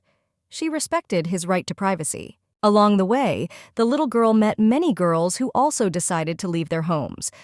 Each of them chose the escape route for their own personal reasons and circumstances. Remembering her cruel and hateful family, Leticia began to tremble and cry, unable to cope with the painful memories that fell upon her. The ruler of the country watched with deep sadness and anxiety as his companion plunged into melancholy, feeling sincere concern for her emotional state and wanting to provide support at this difficult moment. As a result, the little girl told the young boy everything that had happened to her with the exception of her punishments. He listened carefully to the story, trying to console. When the girl remembered her favorite brooch, she involuntarily shuddered from the alarming realization that she had lost this priceless and so important thing for her. The boy, with sincere interest, asked the lady if she had buried her precious jewelry, to which Leticia, with regret in her voice, replied with an apology for allowing someone to take away this valuable thing.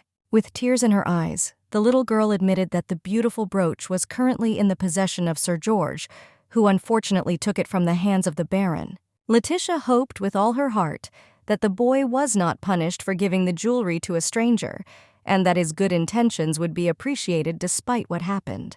With her head down and immersed in her thoughts, the lady was thinking about how pitiful her own situation seemed to her when she was several years older than the guy. Mikel, showing his kindness and attention, carefully handed Woods a handkerchief so that she could use it to wipe away tears caused by sadness or emotion from her face.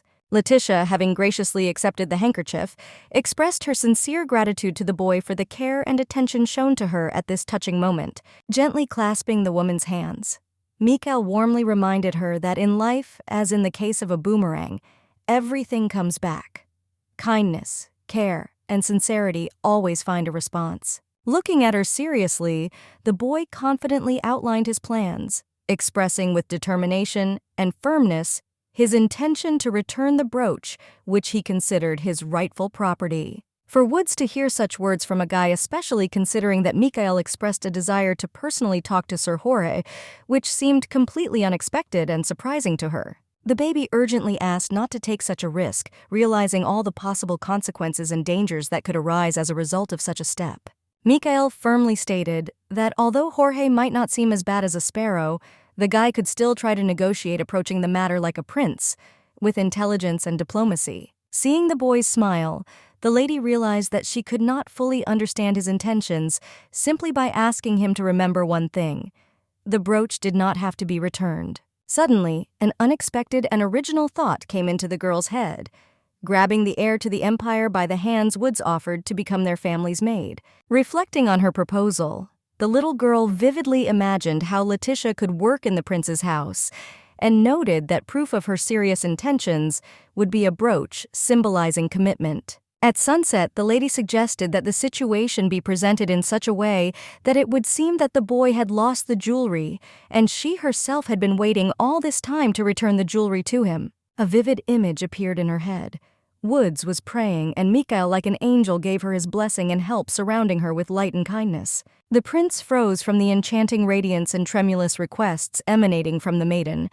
Her bright, sincere expression touched him to the core, awakening feelings in him that he could not ignore. Unable to refuse his companion, the boy, with a gentle look and a sigh, uttered the word grapes, which meant his consent and readiness to fulfill the lady's request. Immediately, the ruler was hugged tightly by a girl full of gratitude, and these hugs were so sincere and warm that he felt the depth of her gratitude. The couple was unexpectedly stopped by the sufferer, who seriously and persistently asked the maiden what she was doing in company with the emperor. Such a direct question filled the atmosphere with tension and expectation of explanation. This man turned out to be Jorge, who rudely and decisively stated that the lady had no right to touch the ruler, expressing in his words complete condemnation and strict unacceptability of such behavior. The baby shuddered in fear. Her fragile body suddenly shrank with fear, and an expression of anxiety flashed in her eyes. The book stated that the knight remained loyal only to those who wore the crown, especially the Imperial family, becoming a symbol of devotion and nobility in their service. Sitting down next to his master, Jorge extended his hand in a friendly manner and told him that he should have warned him before going anywhere, emphasizing the importance of mutual respect and communication. Waving his hand away from the guard, Mikel thoughtfully uttered a phrase about how difficult it is to move on thin ice, metaphorically, hinting at a difficult situation. The man, relying on his own strength, silently stared at the emperor, unable to understand the depth and essence of his words, trying to figure out what exactly his eminent interlocutor meant. Jorge turned to Woods in surprise as she translated the overlord's words, which sounded like an admission that all their efforts had been futile. The lady felt deep embarrassment and awkwardness under the knight's gaze and stern gaze, which made her quickly withdraw and move away, trying to hide her excitement. The girl, trembling with fear, began to try to understand the meaning of the words, saying that when Mikel told where he wanted to go, he was always directed to strange places, since no one understood what the prince meant. As proof that the little girl was telling the truth, the boy pointed his finger at his companion and called her name, confirming his words. The knight could not believe what was happening, while Leticia added that the emperor asked George to be careful to avoid further complications. The sword, its shine dimmed by the weight, fell to the ground and pierced softly into the thick grass, leaving a small dent in the green surface. Gently grabbing the lady's hands, the knight sincerely thanked Woods, expressing deep gratitude for her help and support in a difficult situation. Moreover, the man urgently asked the lady not to leave the prince and remain close to him, emphasizing the importance of presence and support. Gloomily listening to requests to become a translator for the ruler whose only task was to explain the words of the prince, Leticia felt the weight of responsibility and the difficulty of the work ahead, realizing the complexity of her new role. Jorge could not force Woods to stay by the boy's side, but she was the only person who understood the aristocrat and therefore was extremely necessary to him. The girl understood everything, but the image of a bloodthirsty tyrant into whom the guy could grow up did not give any peace, and this gloomy image did not let go of her thoughts. Mikel suddenly intervened in the conversation, decisively interrupting the conversation when he, addressing his companion by name, urgently attracted attention and introduced his accent into the current discussion. Addressing Woods affectionately, the prince gently began the conversation about the hairpin, emphasizing its deep meaning and special value, as well as emphasizing his personal attention to the smallest details. Surprised, Leticia imagined the moment when she opened the door, carefully holding the door handle and carefully controlling her every movement, as if it were an important and delicate art. With loose hair flowing over her shoulders and a white dress that barely touched the floor, she stood motionless, looking straight ahead, completely immersed in her thoughts and reflections. Opening the same white doors in front of her, the lady saw a guy standing on the green grass. His figure stood out clearly against the backdrop of the picturesque landscape, creating a contrast with the surrounding landscape and attracting attention. Turning to the lady, Mikel smiled affectionately, and with sincere warmth his facial expression radiated goodwill and attention, which gave the whole scene a special atmosphere of comfort and cordiality. At that moment, a deep realization occurred, and the hands of two people who previously seemed separate and distant tenderly joined in an embrace, symbolizing their new deep connection and mutual understanding as a symbol of unity. Leticia clearly realized that all this time she had been deeply connected with the prince, and this connection turned out to be much stronger and more meaningful than she could have imagined. A new day had come, and the palace of the empire, immersed in the first rays of the morning sun, came to life, filled with life and bustle, as if foreshadowing new events and twists of fate. Leticia slept sweetly, basking in the warm embrace of a soft bed, enjoying the peace and comfort that this morning hour gave her when the whole world seemed to freeze around her. A picture of people kissing appeared before her eyes, and this scene was completely unfamiliar to the girl, causing curiosity and embarrassment. Having woken up, the lady could not immediately understand where she was. His gaze wandered around the room, trying to catch at least some familiar features, but everything around seemed alien and unfamiliar. Suddenly, Woods remembered yesterday's events and how she agreed to cooperate with the young aristocrat. My mind filled with thoughts of how unusual this day had been. Pressing the pillow to her head, the lady suddenly screamed, realizing that her old fears and anxieties had once again found their way into consciousness. A soft voice was heard nearby, and while the lady, immersed in the darkness of her thoughts, lay sadly on the bed, the girl was carefully asked if everything was all right with her. In the room was a beautiful woman whose hair was neatly pulled back. She was dressed in a strict uniform, emphasizing elegance and authority. Carefully placing her hand on her ward, the maid asked about her well-being and temperature, showing sincere concern and attentiveness. Leticia answered the question about tomorrow's breakfast with a smile, expressing a desire to enjoy the delicious and varied treats that were to be tried. Sighing heavily and feeling the weight of disappointment fall on the woman's shoulders, Woods realized that Sir Jorge was not going to perceive her as a simple servant. Mikel was a relative of the emperor, raised as a puppet. His parents passed away long ago, and the ruler never showed interest in the boy's life, leaving him completely alone and in oblivion. Every day the tyrant sank deeper into madness, and when Jorge, the only person he could trust, died, the prince completely lost his mind, plunging into madness and despair. The novel mentioned that after the coronation, the boy began to speak better, which meant that Woods should have just been patient for a few years. Mikel will not spend his entire life using just one word. Thus, the girl decided that she would save her salary, and as soon as she left here, she would immediately open her own restaurant, making her longtime dream come true. The maids with care and respect brought the exquisitely decorated dish to the lady's room, asking whether she would prefer to enjoy her meal at an elegant table or comfortably in bed. Smiling sweetly, the maid suggested that a meal in a cozy bed would be much more pleasant and comfortable than at an ordinary table, adding a touch of homeliness at this moment. The food that was brought was obviously of superior quality compared to what is usually served to ordinary workers. The food was varied and delicious, indicating careful preparation and care. Leticia, thinking that the meal would be incomplete without this addition, politely asked the servants to also bring some fresh milk. Noticing that the lady had still not gone down to the chambers, Georges entered the room, deciding to personally find out what was the matter and check if everything was okay with the guest. The girl answered boringly that if she tried to escape, the knight could easily catch her, to which the man expressed satisfaction, appreciating the lady's understanding of the situation and wisdom. Reaching out his hand, Jorge handed the lady a folder with documents neatly folded into a delicate leather file, thus demonstrating his attentiveness. Taking the documents in her hands, the girl was surprised.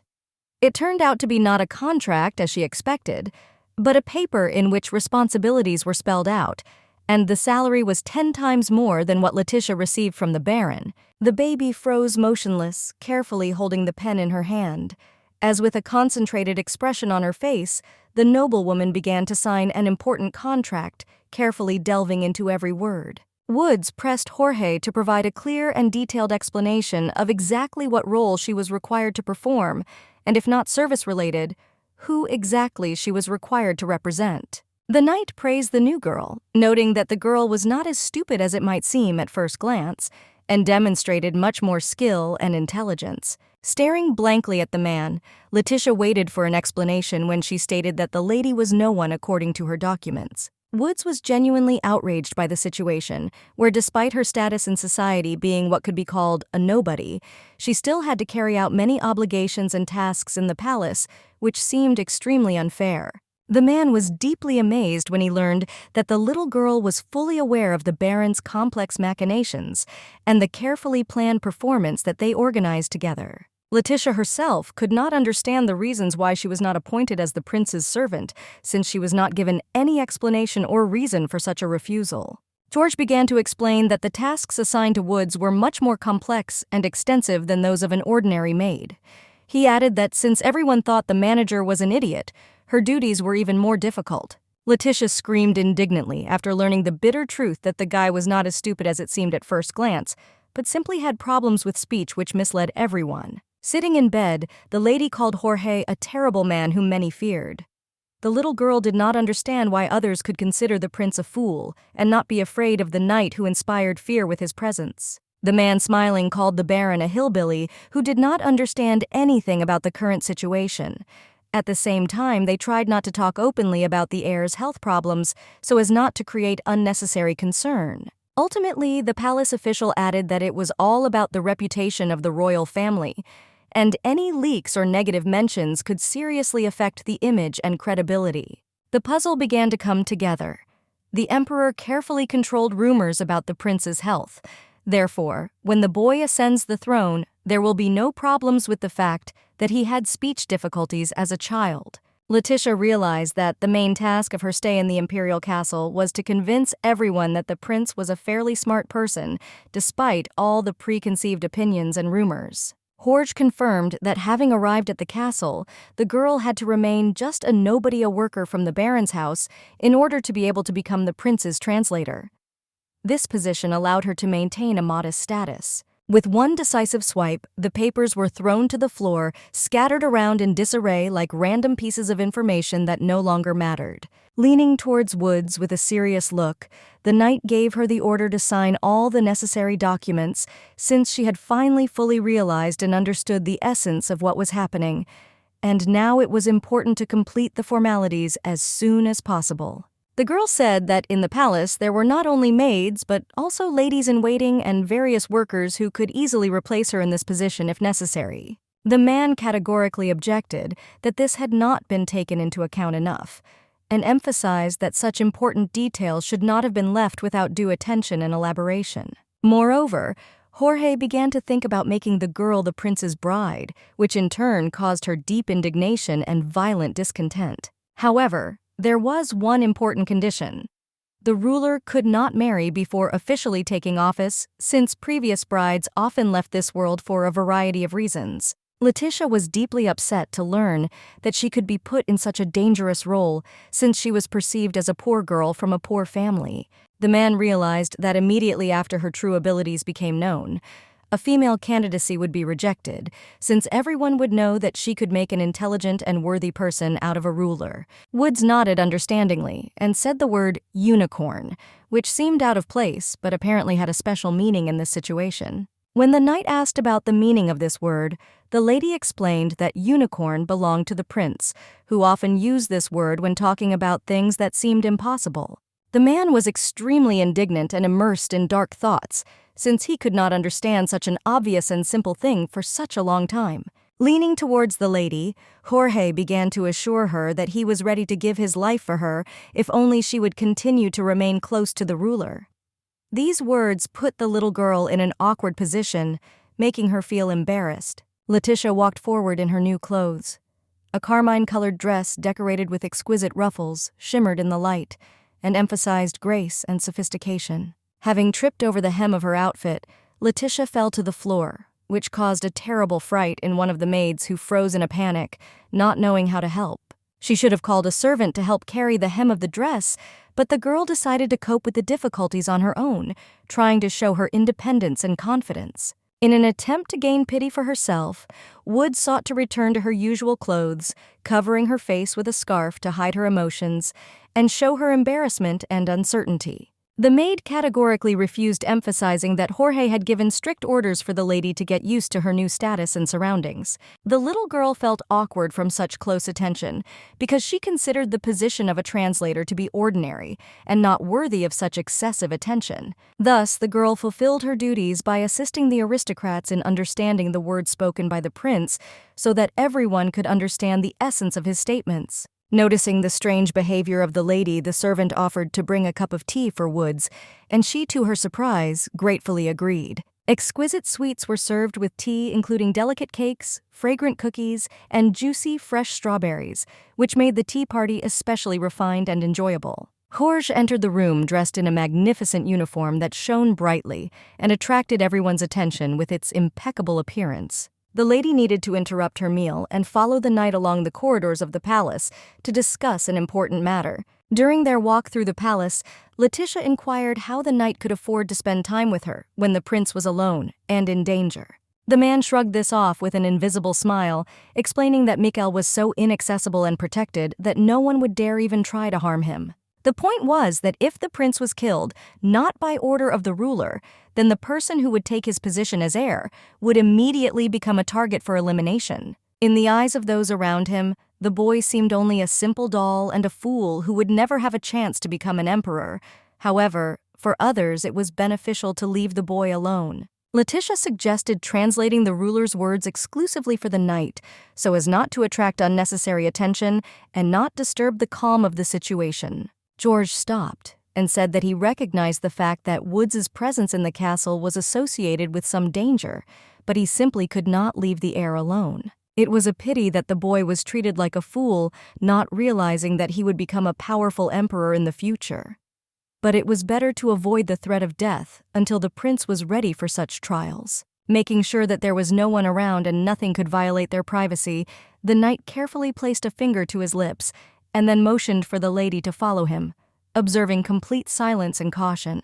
Instead of following the usual routes, they entered a dark room. The girl asked the knight what lessons the prince took. The man did not realize the importance of classes, which caused indignation among the lady who believed that she herself should also prepare for lessons and important events. Shrugging, the knight added that there was no need to worry, since he had no right to inform the boy about the boy's schedule every day. Surprised, the girl realized that she would not only have to accompany the prince during his meetings with other people, but also be present in all the boy's daily affairs. Left alone between the shelves of books, George, with a serious expression on his face, asked the lady whether she thought that time could be divided into talking and silence. Pressing his hand to his chin, the castle worker thoughtfully remarked that if you think about it, this is reminiscent of being awake and sleeping. The translator must adapt to the prince's daily routine in order to be ready to provide assistance at any time. The sad lady realized that she had to be with the prince 24 hours a day, and this discovery made her reconsider her perception of a high salary, which previously seemed overly generous. Afterwards, the man remembered how the lady had previously asked him why the guard couldn't just leave the heir alone. The question now seemed especially relevant, given the new circumstances. Frustrated, Jorge revealed the sad truth that Mikel was deeply depressed due to the fact that no one in the whole world could truly understand his inner world and feelings. It turned out that the future formidable tyrant who would execute many people cried into his pillow every night as a child, experiencing his fears and loneliness. Indeed, despite his outward severity and loneliness, the ruler had a kind and caring heart full of compassion and a sincere desire to care for others. Pressing her hand to her chest, the girl confidently declared that she would try her best, and this brought a warm smile and expression of sincere approval from the knight, filling the atmosphere with an atmosphere of support and inspiration. Leticia realized that she alone could become the voice that would represent the interests of the heir and protect his interests, embodying all the necessary responsibility and devotion. A stern-looking, middle-aged woman with a commanding expression on her face told Woods to come closer to her, demonstrating that her words were to be taken seriously. This madam's name was Tessa Schuber, and she was a professor at the academy. She expressed dissatisfaction with the delay of the girl who was expected at class, demonstrating her irritation and anxiety. Leticia explained that this was a misunderstanding, since she only knew how to read, which made the woman very happy. Tessa thought that the peasant woman would have to learn the alphabet from the very beginning. The professor added with a note of determination that if the lady did not wish to continue attending classes, she had every right to leave, since no one here would persistently hold her against her wishes. Frustrated, Woods realized that he had no choice but to attend class to meet his teacher's expectations and demands. The lady awkwardly turned to the heir to the throne, who with a soft and friendly smile called the girl by name, thereby adding an even greater feeling of awkwardness and clumsiness to the situation. Mikel said the word slippers, which caused surprise among those around him since it was an unexpected and slightly strange remark in the current situation. Woods' eyes sparkled with overwhelming happiness, and the boy's words spoken with deep warmth and sincerity touched the lady to the depths of her soul, leaving her in a trembling state of delight and tenderness. Strict Tessa said that the children will have textbooks on the table that they will have to compose themselves, emphasizing the importance of their independent work and responsibility. Having opened the book, the girl stared with genuine surprise at the empty pages, not expecting to find such an unexpected emptiness, which seemed full of mysteries and misunderstandings. The teacher added that students would independently record the material they were going to learn, thereby emphasizing the importance of their active participation in the educational process. Raising her hand, Leticia asked if they would study only history, or if other subjects would be included in the program, which would allow them to better understand the entire curriculum. The woman began to explain that in addition to history, she would also teach them politics and mathematics to provide a broader understanding of various disciplines. While spending time with the prince in class, Woods realized that the content was simply terrible, as the girl could not understand a single sentence and was completely lost in the material. Tessa had the students write down everything they remembered in a notebook to reinforce what they had learned and make sure they were learning the material properly. The girl apologized for forgetting the details of the story, to which the professor turned to the heir's notes to refresh her memory and clarify the necessary information. Noticing that both students were having trouble with their notes, Tessa decided to conduct an oral discussion to clarify any confusion and help them better understand the material.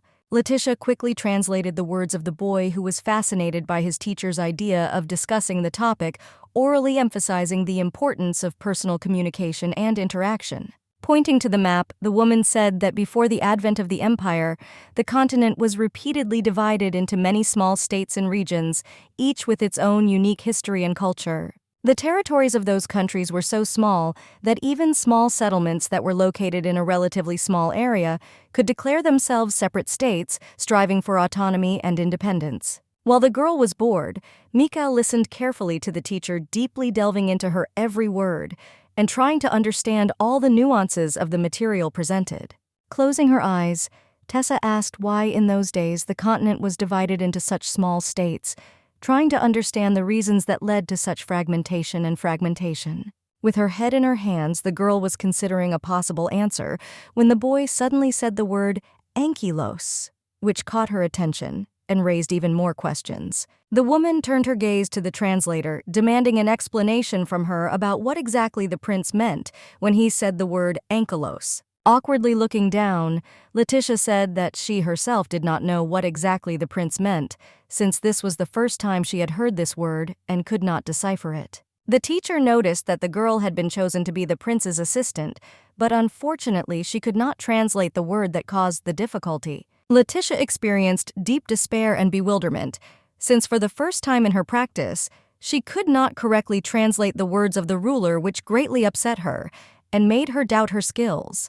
Since the girl was unable to fulfill her promises, the professor announced that she would no longer teach her, emphasizing the importance of responsibility and reliability in teaching. The worried boy, noticing how upset his friend was, gently called her by name and tried to cheer her up in every possible way, hoping to alleviate the unpleasant condition and restore confidence. Before leaving, the woman expressed her hope that with the next teacher, the girl would not miss her chance and would be able to show all her abilities and knowledge, correcting previous mistakes. After the professor left, Leticia turned to the boy with a request to explain the meaning of the unknown word in order to understand its meaning and understand how to use it correctly in the future. The guy could not explain the meaning of the word and fell into despondency, which aggravated his condition, while the lady, noticing her mistake, tried to reassure the future emperor. Breathing heavily, the guys were distracted by Horge, who hurried to come to them after the professor's words to discuss the issues that had arisen and try to find a solution to the problem. Leticia apologized to the man who persistently asked what happened and tried to explain the situation in order to clear up the misunderstanding and restore calm. Woods explained that she had no special abilities and simply did not know the meaning of the strange word uttered by the prince. The lady could not decipher its meaning, which was the reason for the misunderstanding. Suddenly, as if illuminated by a flash of light, Jorge came to the realization that his attention was focused on completely the wrong things and that he needed to rethink what was happening around him. Sitting in the corner, the girl explained to the man that she did not know the meaning of the word ankylos, which the prince said, and that the difficulty was due to the fact that this word was completely unfamiliar to her. Rising from his seat, the knight asked if the little girl had ever been to a zoo, hoping to find out if she had experience with animals and how she reacted to them. A long time ago, Leticia heard that somewhere in the capital there was a zoo intended exclusively for the rich, where one could see rare animals and enjoy a luxurious atmosphere. Ankylos was a rare overseas beast that was not found in the empire. Obviously, the peasants had no idea about its existence since this animal was completely unknown to them. It turned out that in the past, the boy had discovered a similar beast in the palace and was extremely fascinated by it. This rare and unusual creature attracted his attention and aroused his sincere interest. The girl, with an upset expression on her face, realized that she and the ruler lived completely different lives, and what was ordinary and familiar to him was something completely unimaginable and alien to her. If the girl does not reduce the difference in their knowledge, a similar incident may repeat itself, and then her help to the boy will be useless, since the lady will not be able to cope properly with the difficulties that arise. Taking the book, Jorge began to take notes on the beast to the best of his ability, carefully studying all available information and recording important information for further analysis. The result was a carefully crafted drawing of a green-fanged dinosaur, each detailed with attention to the smallest detail. Ultimately, Leticia came to realize exactly what the prince wanted to convey. Her understanding changed profoundly when she was able to connect his cryptic words with her newly acquired knowledge. The professor asked them questions about the lands and wondered why there were so many small states on the map, trying to understand the reasons for their existence and the reasons for such a significant fragmentation of territories. The girl explained that the drawing of the dinosaur depicted many ridges, which was reminiscent of the landscapes of the empire, with various mountains and hills, emphasizing the similarities between natural forms. Leticia went on to explain that in the empire, the terrain changed depending on the territory, which is why there used to be so many small states. Baby apologized to Jorge for not performing her duties properly. This lack of preparedness could create problems and difficulties. The man could not continue to listen to the nonsense that the girl said because he realized that she was actually doing an excellent job at everything. Woods began to cry, explaining that the teacher left because the lady could not correctly translate the prince's words. The tears were caused by the realization of how seriously this affected the situation. Kneeling before his master, George offered to take responsibility for training the boys, hoping that his efforts would help provide the necessary support for their further development. Mikel nodded, saying the word strawberry, which perhaps symbolized his agreement, adding an element of lightness and simplicity to the situation. A whole pile of books were neatly stacked on top of each other, creating the appearance of disarray, but at the same time demonstrating the wealth of knowledge and information hidden in these volumes. Leticia was surprised to realize that all of these books were intended for preschoolers, which unexpectedly changed her perception of their content and purpose, previously hidden behind the apparent complexity. Just as quickly, the little girl noticed the despondency of the knight who was sitting nearby worrying about his ward. Sympathetic to his anxiety, she tried to find a way to support and ease his anxiety. At this time, Mikel sat immersed in reading a book completely focused on its content and captivated by the process of studying, as if immersed in the world that opened before him on the pages. The knight did not understand what exactly the ruler did not like. Having heard the word paper, he assumed that the ruler did not like the quality of the books and began to think about the possible reasons for the dissatisfaction. Having understood why Mikel did not read the girl, assumed that he simply did not know how to read letters, which explained the difficulty and lack of interest in the book. Approaching Jorge, she explained with gentle determination that the boy really could not read. This discovery shed light on all the problems that arose. The man's face expressed anger and hatred as he loudly ordered to find the teachers, who were only pretending to teach the guy, and urgently demanded to personally deal with them for their incompetence and deceit. Woods finally realized why the letters described Jorge as a hot-tempered and angry person. Now the maiden clearly saw that his behavior and demands fully corresponded to this description. Leticia tried to stop the knight, but all her efforts were in vain.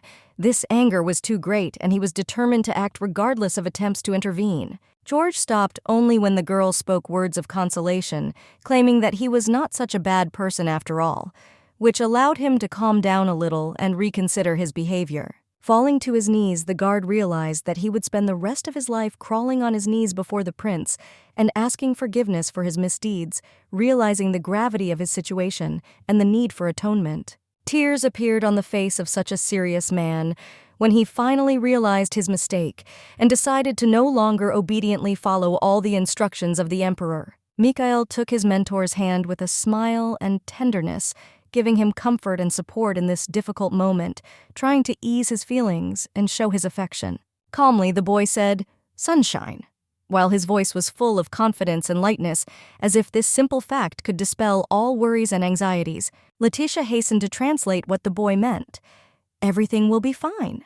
The little girl tried to convey a calming message, assuring everyone that the situation would improve, and there was no need to worry. She could only watch the touching scene unfolding between the prince and his faithful friend, imbued with the warmth and sincerity of their mutual feelings. Wiping away his tears, Horsch decided that he should teach the heir the alphabet so that he could deal with similar situations in the future and develop his skills necessary for effective communication and study. Woods decided to take responsibility and start teaching the boy to read herself, realizing that direct participation would help him learn what he needed faster. The girl sat with the prince in the hall, where books lay on the table, immersed in discussion and study of materials, which created an atmosphere of concentrated work.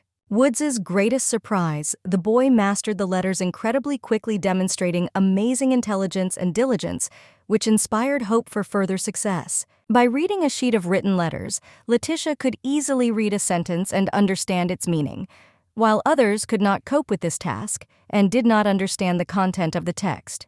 According to the plot, in a few years, Mikel should have learned to speak normally, having overcome all difficulties and mastered communication skills at a high level. Sighing, the girl informed the ruler that her studies were completed and that now he should find a new qualified teacher.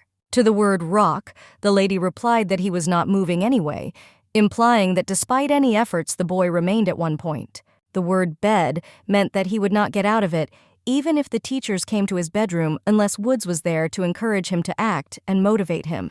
Smiling, the girl hastened to reassure the emperor, assuring the guy that she would always be there even during new classes, and would support him at every step to ensure successful learning and comfort. Together, they sealed pinky promises in an ancient ritual that symbolized their mutual commitment and deep affection. Leticia said that she signed a contract which states that she is obliged to constantly be with the prince and fulfill all the duties assigned to her without leaving even for a minute. The ruler's face shone with joyful realization when he realized that the baby would be constantly next to him, providing constant support and assistance in any situation. Unable to contain his happiness, he hugged his companion tightly, feeling how his joy and gratitude overwhelmed him, and how her presence brought him great satisfaction and confidence. Awkwardly pushing the emperor away from her, Leticia said that she could not spend her whole life next to him, since there was a possibility that the maiden could die earlier. The lady just laughed at the prince's desire to be with her until the grave because he was only 10 years old,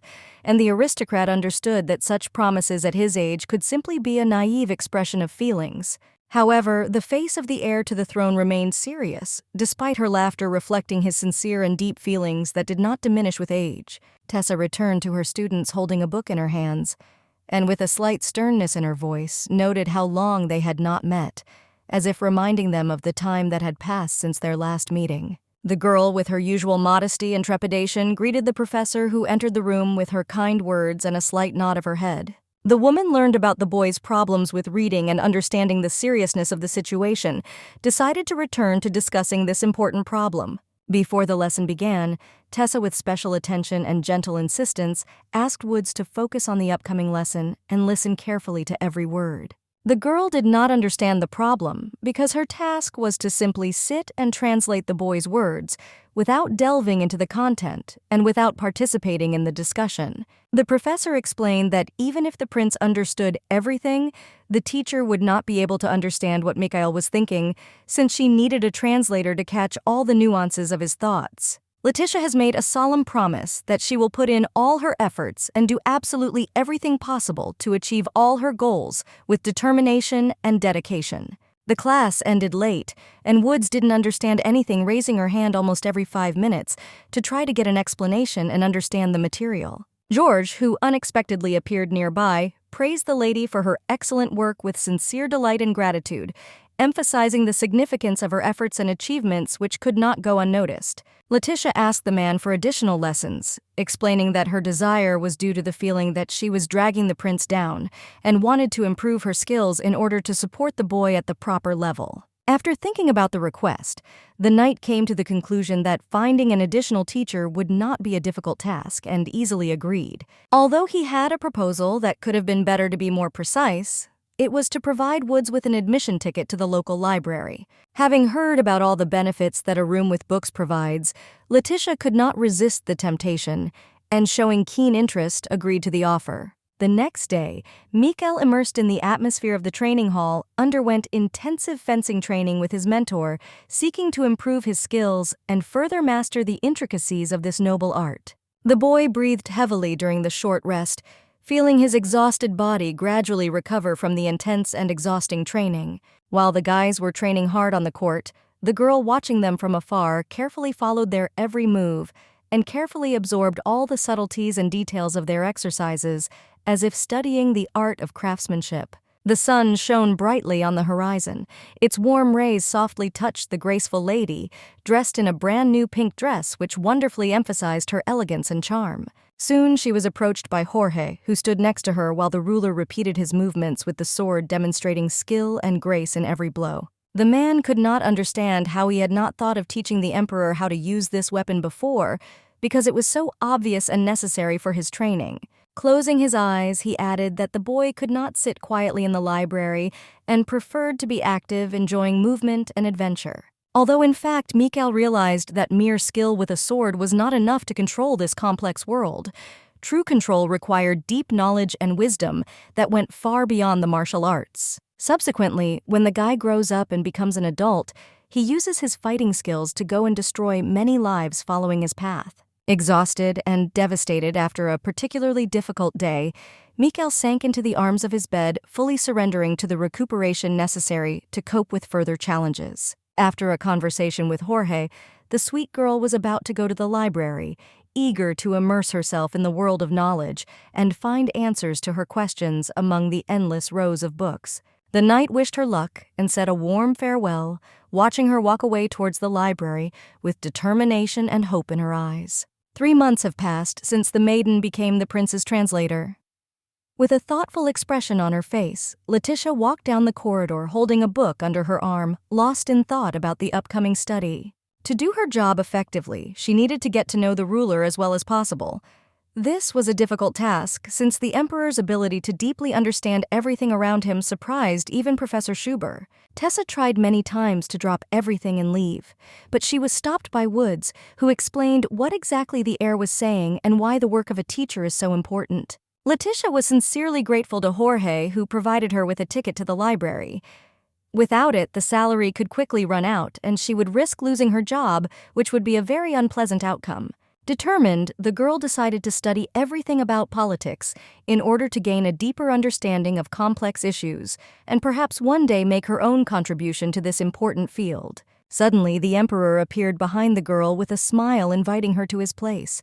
The little girl was amazed and excited to see him suddenly and so close. With a sly smile on his face, the boy was sincerely glad to meet Woods, experiencing great pleasure from this unexpected and pleasant meeting, which brought something special and unexpected to this day. Jumping up from her seat, Leticia began to ask what Mikel was doing here, since he was supposed to be resting in his room and not be here at this time.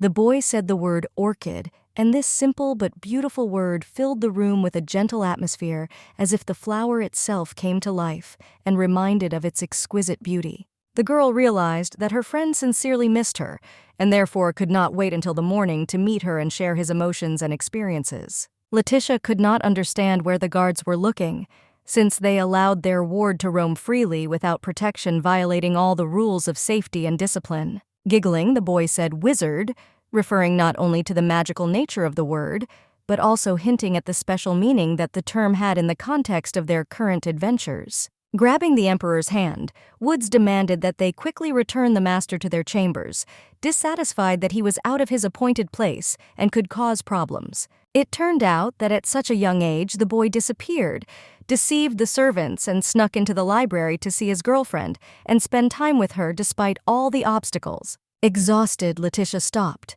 and with weary determination said that she needed to rest in order to regain her strength and prepare for further tasks. The guy also stopped with an expression of thoughtfulness and, to some extent, anxiety in his eyes, looking into the distance as if trying to discern something important beyond the horizon. Realizing that the ruler was looking at the moon, the lady immediately realized that he was thinking about the brooch, which was associated with important memories or secrets of the past. Leticia herself could not believe how she could forget about something so important and significant, which turned out to be key to understanding the current situation and the emotions of the ruler. She lowered her head and, expressing deep regret, apologized to the emperor, saying that the brooch, despite its value, was only a small thing.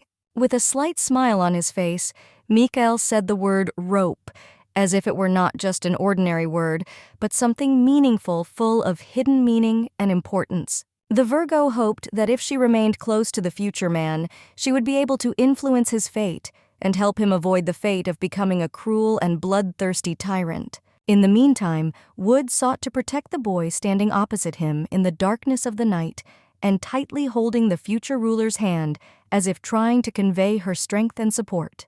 In the morning, Leticia lay in bed feeling completely exhausted. She could barely get up occasionally, yawning sleepily, trying to muster the strength to start a new day. The excited maid quickly entered her mistress's chambers, anxiously shouting her name. The woman's voice trembled, and her face reflected concern for the well-being of the hostess. Rising from the bed, the little girl with anxiety and excitement in her eyes anxiously inquired about what had happened. The face expressed deep anxiety and a vague premonition of the importance of what had happened. Joyfully beaming, the maid hastened to share with those around her the long-awaited news that finally the prince had received the coveted invitation to a magnificent ball in the Imperial palace, which he had been waiting for so long. When Woods inquired about the exact date of the ball, she was told that this significant and long-awaited event would take place in 10 days, filling the hearts of all those invited with anticipation. The little girl quickly realized that she would also have to attend the ball as the boy's interpreter, which added additional responsibility to her duties. Those present were completely delighted, as they had the opportunity to carefully prepare for this significant and solemn event, which created a truly magnificent atmosphere. Quietly, as if in a whisper, the woman invited her mistress to share secret information that was known only to her, doing this with special delicacy and grace. The houseworker stated that she found herself in exactly the same position as Leticia herself, which allowed her to better understand and sympathize with the current situation. With a smile on her face, Woods realized that she was not alone in her feelings, and admitted that she also really liked the maid, which brought special satisfaction and joy to the lady's heart. Regardless of what was happening, George entered the lady's chambers dressed in a white suit that emphasized his elegance and stood out against the background of the general atmosphere. With joy, the man rushed to the girl, expressing sincere gratitude to her for her efforts, which were rewarded with an invitation to the ball.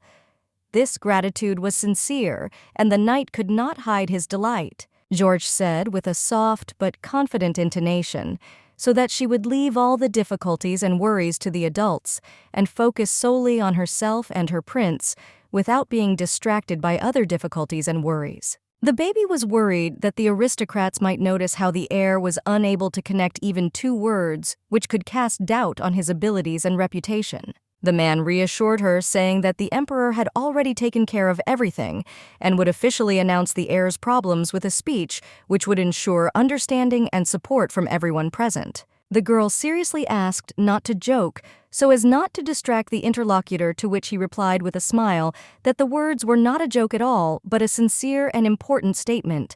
If Woods had not been there, this would not have happened, because in this case, the ruler would have made the prince look like a fool.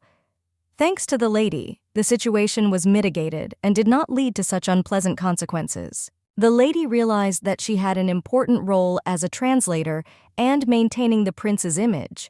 Her task was not only to accurately translate, but also to create a favorable impression of the prince, which required special attention to detail. George's behavior reminded the girl of her past when she expected praise from her parents, but never received it. This feeling of unrequited gratitude and expectation of recognition deeply touched the little girl. There was only one reason why the current emperor invited the prince to the ball. The boy turned out to be smarter than originally thought. His intelligence and quick wit surprised the ruler, which prompted him to give the guy a chance. Mikel achieved significant success, thanks in large part to his translator, whose assistance allowed him to effectively communicate close deals and achieve goals. Perhaps it would be better if the nobles learned of the prince's flaw and thought that he had no chance of becoming a contender for the throne like a broken brooch.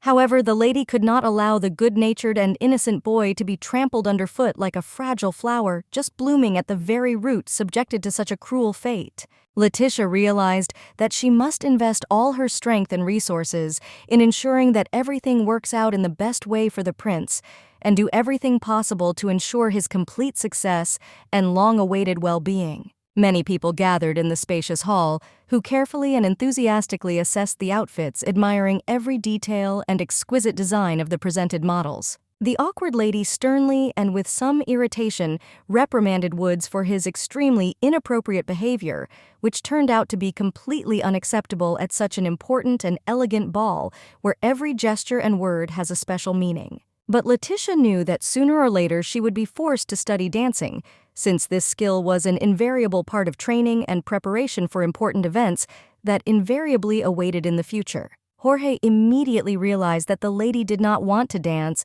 because she did not know how to do it. With such a lack of skill, and given her female background, she would not have been able to confidently place her hand on her partner's shoulder. The little girl, who did not yet fully understand why she needed to master such a complex and sophisticated art, felt lost and confused. To this, the knight replied that if she does not start studying now, then it will definitely be useful to her in the future when the lady faces new challenges and trials. Woods, dressed in a pink dress, decided to try to think positively despite the fact that she still needed to be constantly surrounded by the Emperor. The boy was delighted with a bright expression of satisfaction on his face. What pleased him extremely did not make much of an impression on his beautiful companion. Jorge approached the dance teacher with a proposal to pair the prince and the girl so that their interaction would become easier and more comfortable for both. This idea appealed to the woman who herself could not think of such a solution. She was grateful that the knight had come up with such a practical and smart solution. Smiling, the teacher explained that in this way, it was possible to quickly learn a new skill, which would greatly simplify the learning process and make it more effective. Jorge added that Mikel had to master dancing, since it was likely that the current ruler himself would appoint a lady at the ball for his heir, and this could be an important aspect of the preparation. The guy had a sincere, angelic face, so attractive and charming that it was impossible not to succumb to his charm, as if his appearance itself was a magic spell. As a result, having no other choice, the girl agreed to try dancing with a boy, realizing that this might be her only option. Tired Leticia, due to fatigue and concentration on her dance movement, could not accurately count how many times she accidentally stepped on her partner's foot, which added considerable stress and embarrassment. The lady, feeling awkward, apologized to the guy for her mistakes, but Mikel replied with a kind smile that everything was fine and that there were no problems. When asked what the prince said using the word tree, the girl looked away and lied that the prince was tired and would like to finish the dance quickly so as not to create unnecessary inconvenience. The man caught the girl's lie, noticing that the strange explanation was clearly untrue, and betrayed her attempt to hide the truth. With an upset expression on her face, the girl explained that the boy actually meant that he was very strong and that the little girl could step on his foot at least 10 more times. It would not cause any discomfort. Leticia began dancing with the air again, taking it as an opportunity to improve her skills and regain her confidence despite previous failures. Stepping on her partner's foot again, the lady stopped, and sighing said that she could no longer continue dancing like this, as it was bringing her too much disappointment. Adults supported the situation and sided with the boy, confirming that the lesson should continue despite the difficulties, as this is important for further learning and development. With a wave of his hand, Orge suggested that she learn how to perform the movements correctly as quickly as possible if she did not want to hurt the prince. Barely able to stand on her feet from fatigue, Leticia realized that everyone around her was simply going crazy, and this feeling gave an additional feeling of isolation and alienation. When night fell and classes came to an end, the man escorting the girl to the exit asked her with interest if she planned to visit the library again that evening. Clutching her head from fatigue, Woods refused, explaining that due to extreme physical and emotional exhaustion, she was unable to go anywhere today. Realizing that the night was not at all as scary as she imagined in her fantasies, the lady asked the man to return the beautiful brooch that she had lost. When Jorge, silent and thoughtful, did not immediately react, the little girl, feeling the need to clarify the details, added that the decoration in question was in the shape of a lion. Clenching her fists with excitement, the girl added that it seemed to her that the prince would want her to wear this jewel to the ball, and this assumption only increased her anxiety. The man did not immediately believe the lady's words, and Leticia explained that this assumption came directly from the boy who himself expressed such a desire. Looking seriously at the lady, the elder asked if she knew the meaning of the brooch, emphasizing that this was the only symbol of the Imperial family and was of particular importance and meaning. Before the boy received the status of heir, the jewelry came to him after the death of his father and became an important symbol of continuity and connection with the royal family. George also explained that if Woods appeared wearing this decoration in the capital, it would mean that she was declaring her affiliation with the Imperial dynasty. The girl could not believe her happiness when she realized that such a precious piece of jewelry possessing inimitable grace and sophistication had been given to her by Mikel. Moreover, the man was alarmed why exactly at that very moment when he was immersed in his thoughts, the baby suddenly demanded the thing. Having received this explanation, Jorge realized the reason, and admitted that he had been thinking for a long time about why Woods did not ask for the return of the brooch that he had previously taken from her. With his hands folded across his chest, he realized how deeply and carefully Leticia treasured this heritage, like a precious symbol that was especially dear to her. The only thing that the knight could not comprehend was the strange and stupid expression on the face of the lady, who seemed to have completely forgotten what had happened in the Baron's house, as if all the confusion that had happened had never taken place. Leticia herself could not understand why she did not ask the man to return the brooch back, because it was so important to her, and she could not explain to herself how she missed this moment. George could not understand how anyone could forget about such a valuable treasure, which was of great importance and was associated with many important moments. Roughly and adamantly, the guard declared that this was not the answer he expected, and his disappointment was evident in every word, as if every word he uttered was imbued with a feeling of deep dissatisfaction. Finally, it dawned on the lady. This thing was dear to her since Mikel himself gave it, and every glance reminded her of his tender care and tender affection. Every time in the most difficult moments, Leticia took this decoration into her hands and remembered the day when she met the prince who gave this precious gift. Smiling awkwardly, the girl admitted that all this time her thoughts were occupied with the boy, who, despite the physical distance, seemed so close to her as if Mikel was always nearby. Accepting the answer, the man handed over the Woods brooch, doing so with a serious and respectful expression on his face, as if this gesture symbolized something important and meaningful. George approvingly gave his permission, allowing him to go to the ball, accompanying him with his blessing, as if this important evening was filled with special meaning and significance. The guard recognized with understanding that Leticia could not remain in the shadows indefinitely because her bright personality and inner light sought to break through, attracting the attention of others. Woods realized that no matter what she looked like, her personal charm and status would cause many to perceive the lady as a member of the Imperial family. She won't have to defend her position as the Baron's niece. The surrounding aristocrats, including even members of the upper class, would bow their heads before the lady, acknowledging status and greatness. Clutching the brooch to herself, the girl thanked Jorge, but stated that she would not wear this jewelry to the ball, preferring to leave it for a more personal moment. The point was that Leticia did not plan to stay by the prince's side forever.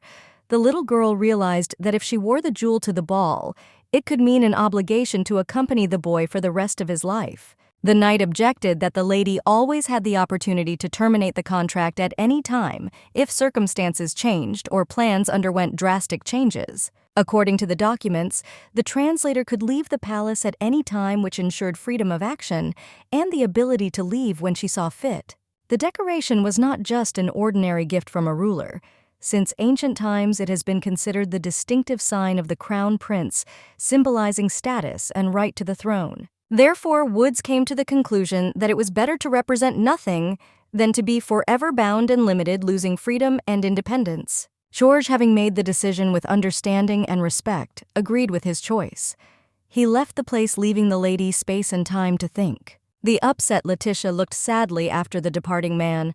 The woman's gaze was full of regret and bewilderment, as if saying goodbye to something important and dear. A new day came, and the palace came to life again, filling with soft morning light and lively bustle, as if foreshadowing the beginning of new events and significant changes. While the maid carefully combed her red hair, Leticia learned that after the title was bestowed on the boy, the ball had already been held 6 times, which indicated the constant significance of this event in society. The little girl had a bad feeling even when the servants tried to calm her mistress.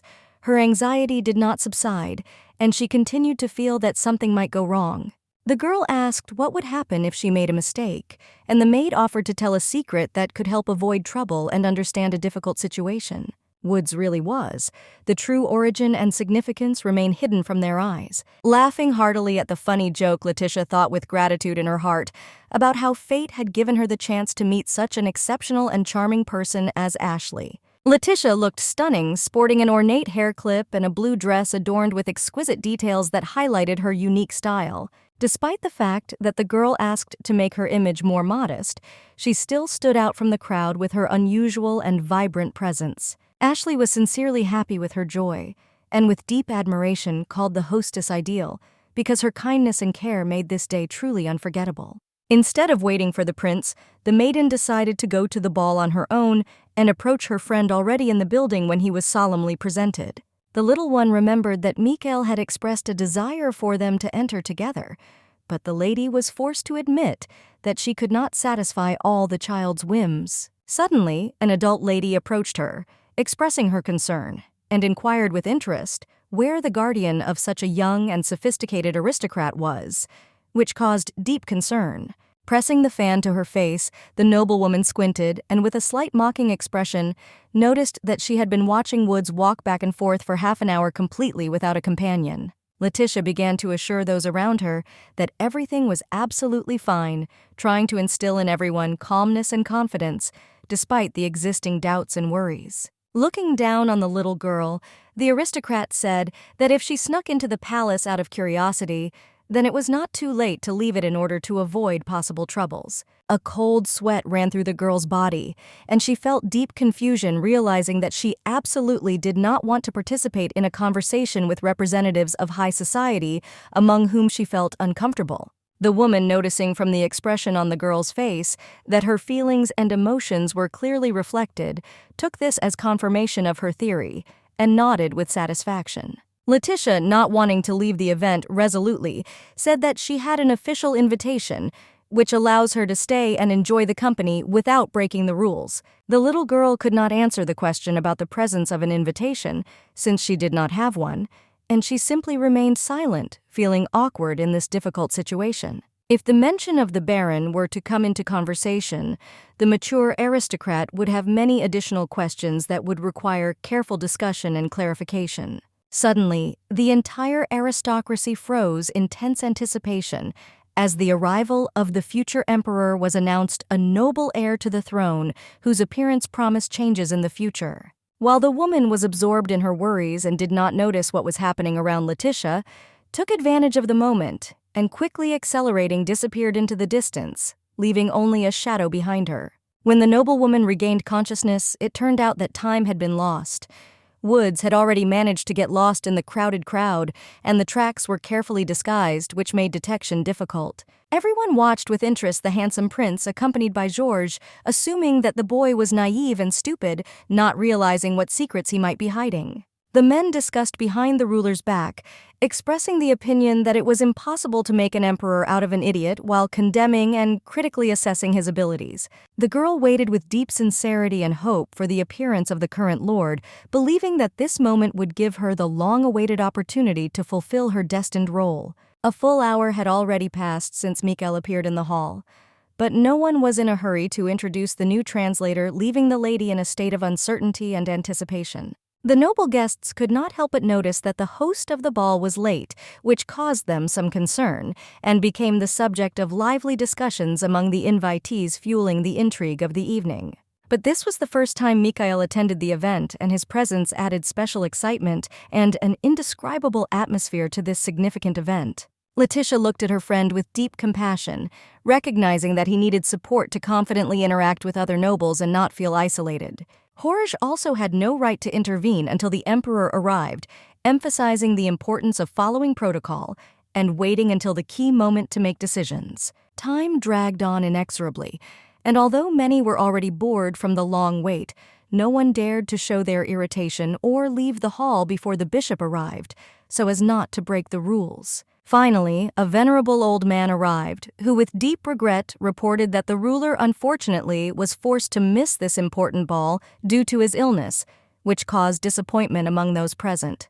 Approaching the messenger, Jorge, with slight doubt and deep respect, asked whether they should suspend the event given the importance and consequences of the lord's absence. The servants answered in the negative, adding that the crown prince should take care of the continuation of the evening, since his role in organizing the ball was no less important. This caused horror in Woods, who without hiding her concern realized that the poor boy would have to get out and cope with the situation without help and support. Bowing his head, the knight had no choice but to obey the order of his master, despite his internal experiences and difficulties. Leticia thought about whether she should intervene, thinking about the possible consequences and how her actions could affect the current situation.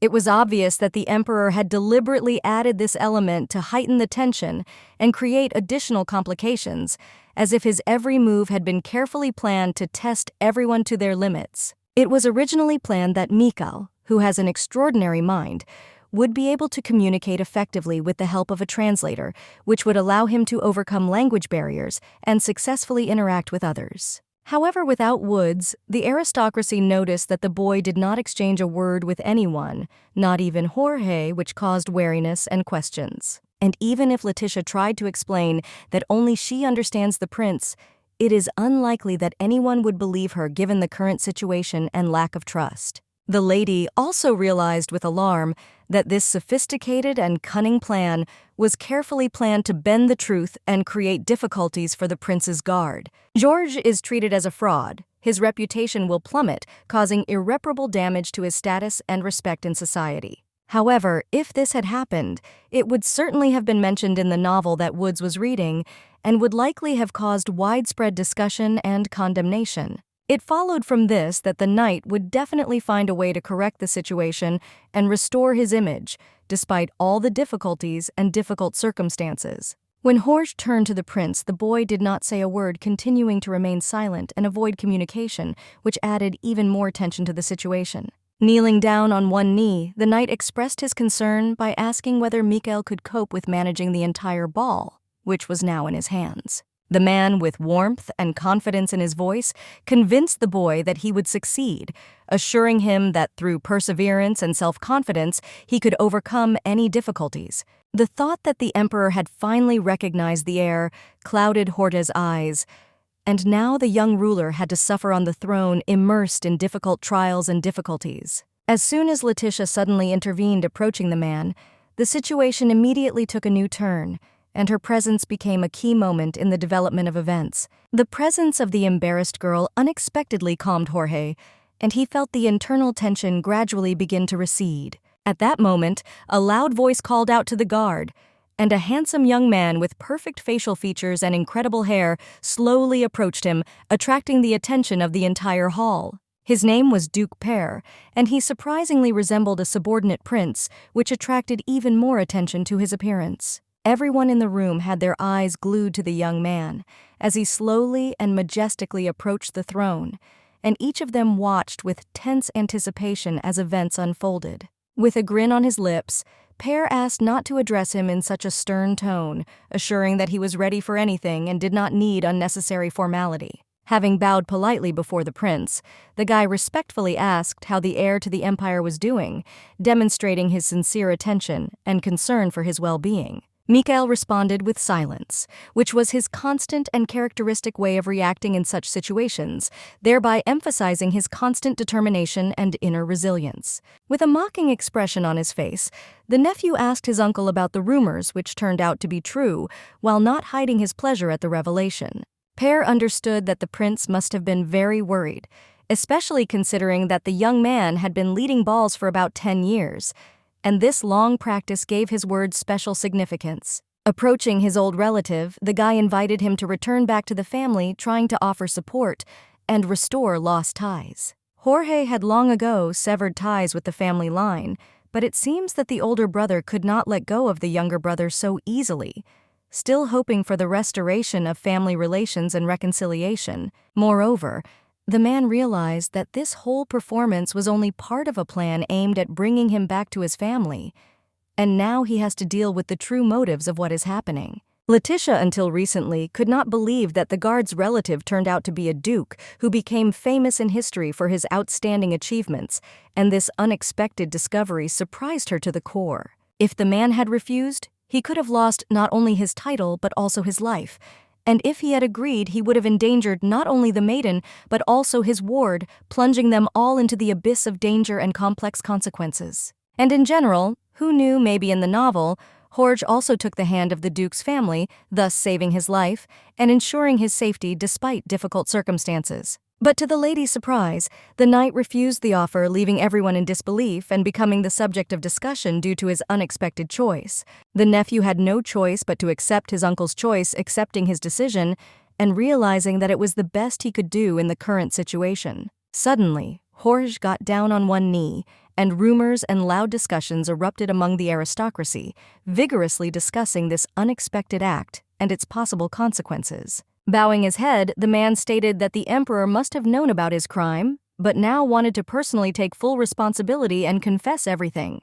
Pear, excited, asked what nonsense Jorge was saying, not believing the words he had just uttered, and trying to understand the true reasons for such behavior. Instead of answering, the knight turned to everyone around him, noting that they must have heard about the prince's dementia, emphasizing the strangeness and inconsistency of what was happening. The man loudly admitted that he personally unraveled all these performances, taking all the blame upon himself and demonstrating his readiness for responsibility. Leticia fearfully thought about how to stop the knight so that he would not destroy himself because of his actions, which could lead to irreparable consequences. Instead, Mikel had a sharp mind and insight like his father, but simply skillfully hid these qualities from others. The aristocrats immediately began to condemn the man for his vile act, not containing their outrage and indignation, and their criticism only intensified as the news spread among the nobility. Jorge continued to play the role of the villain, adding that the heir did have speech problems which only strengthened his image and added fuel to the fire of discussions. The middle-aged man asked in bewilderment if this meant that the prince was mute, and there was a mistrust in his voice that was hard to miss. The guard explained that the heir's speech was so illegible and difficult to understand that only those who were close to him could catch and understand its true meaning. By playing the role of a villain, Jorge only aggravated the current situation, trying to justify the prince and present him as a genius despite his own failures. Persistent nobles, never tired of questions, demanded explanations from the guard about the real purpose of the guy's actions, trying to find out what cunning plan he had started and what was behind his evil plans. With a smirk on his face, the man stated that his goal was nothing more than to strip the young man of his title, which would be a real blow to his pride. Rumors floating around the boy claimed that he was completely unworthy to take the throne of the emperor, and that Jorge was a man capable of the most base and vile acts. The frightened Leticia, overcome with horror and unable to comprehend what was happening around her, desperately pressed her hands to her mouth, as if trying to suppress sudden fear and disbelief. Arrogantly, the man asked his nephew if he wanted him to go to prison himself, hinting at his superiority and contempt, as if every word was filled with confident mockery. Angrily, Pear gave the order to immediately arrest the impudent man who dared to disrupt order and show insolence, demonstrating complete disregard for established laws and authority. Many men immediately rushed towards the knight to take him into custody and prevent him from leaving, violating all standards of order and respect. Jorge was eventually arrested by the guards, who with exceptional promptness and determination carried out their duty with complete devotion in maintaining the strict observance of law and order. Leticia could not read lips, however. Despite this, she managed to understand the man. Before leaving the room, he repeated the phrase that he had often uttered before. The aristocrats could not believe that such a noble and respected man dared to contradict the emperor and oppose the crown, violating the prescribed norms and traditions. Mikel was left sitting alone on the throne. Immersed in silence, his gaze focused, his thoughts gliding along the edge of deep thought. Pear was deeply disappointed because he accepted the emperor's offer with only one goal: to return his uncle to the family. Now, when the goal turned out to be unattainable, his disappointment became even more acute and painful. Turning around, the man pretended that the relative did not exist at all, as if the guard simply did not exist in this world, and continued his work with an expression of complete dispassion and indifference. Although the guy failed to achieve the desired result, it was enough for him to carry out the emperor's decree in order not to be at a loss and to maintain his position and respect. The ruler's orders were to isolate the prince, completely limiting his contact with the outside world and removing him from anyone who could influence his situation. Due to Jorge's talent, rumors began to spread that Mikel was much smarter than he first appeared. These conversations quickly circulated behind the scenes, highlighting the hidden depths of his intellect. The ruler, intently playing chess, did not show the slightest leniency towards the pawns whose moves violating his carefully thought-out plans threatened his strategy. Now, the young man's goal was to make the prince look like a fool and a frightened child in the eyes of the courtiers. He sought to humiliate him as much as possible in order to create the image of an incompetent and weak heir. Suddenly, when Pear was about to continue his speech, he was interrupted by another voice, the voice of a prince who unexpectedly uttered the word, messenger. This short but meaningful word burst into the silence, attracting everyone's attention. Plucking up her courage, Leticia decided that the time had come to enter the game. Her resolve strengthened, and she realized that she could no longer remain on the sidelines because the time had come to act. Loudly, so that everyone present in the hall could hear her, the lady said that the prince said that the ball was not yet over. Her voice echoed throughout the room, causing everyone to turn around. Pear, plunged in deep bewilderment, turned to this impudent girl with obvious confusion, trying to find out what exactly she meant by her cryptic and possibly provocative statement. She boldly defended her point of view, confidently demonstrating that she not only correctly understood the emperor's words, but was also fully aware of their meaning. The man mockingly asked how she could do this, to which the lady explained that the boy pointed to a messenger who had recently entered with important news from the ruler. Emphatically and with obvious irritation, Leticia asked how anyone could dare to defy the will of the Empire family, since such an act insulted the very essence of their power and status. Pear, embarrassed and somewhat at a loss, asked the prince how to punish the impudent woman who dared to lie so that she would understand the seriousness of her act. The future emperor succinctly responded with only the word foam, which, although it seemed simple, actually carried a deep and multi-layered meaning, leaving the listeners in thought. Smiling, the guy latched onto this word, noting that Mikel was stupid if he did not understand the deep meaning inherent in such a simple, at first glance expression. But Pear was again interrupted by the lady who explained the meaning of the word. The little girl explained that the aristocrat asked too many questions, the essence of which spread and disappeared like foam. Awkwardly, the young man asked who this lady was, who dared to insult the duke, unable to understand how she could so shamelessly violate etiquette and show such obvious disrespect. Holding her hand to her chest, Leticia proudly called herself one of the few who could understand the true meaning of the prince's speech, confident in her unique gift of interpreting his words. The aristocrat who had previously spoken out against Woods added that she saw this impudent woman wandering around the hall, unaccompanied, demonstrating a clear disrespect for accepted norms and rules. The woman added that Leticia was like the boy's personal servant, clearly hinting at a humble origin and subordinate position, which made her insolence even more unacceptable. Noble people immediately began to discuss the girl's young age and her apparently modest origins, doubting that she could come from a wealthy family and was even more worthy of their attention. Suddenly, unexpectedly for everyone, Mikel rose from the throne and confidently approached the lady standing next to her, thereby forcing everyone present to fall silent in anticipation of his next step. Tirelessly, each time more and more insistently, he continued to repeat the word foam, as if this simple word contained a deep and important meaning that he wanted to convey to all those gathered. Continuing to skillfully play her role, the girl said that the prince considered the words of the courtiers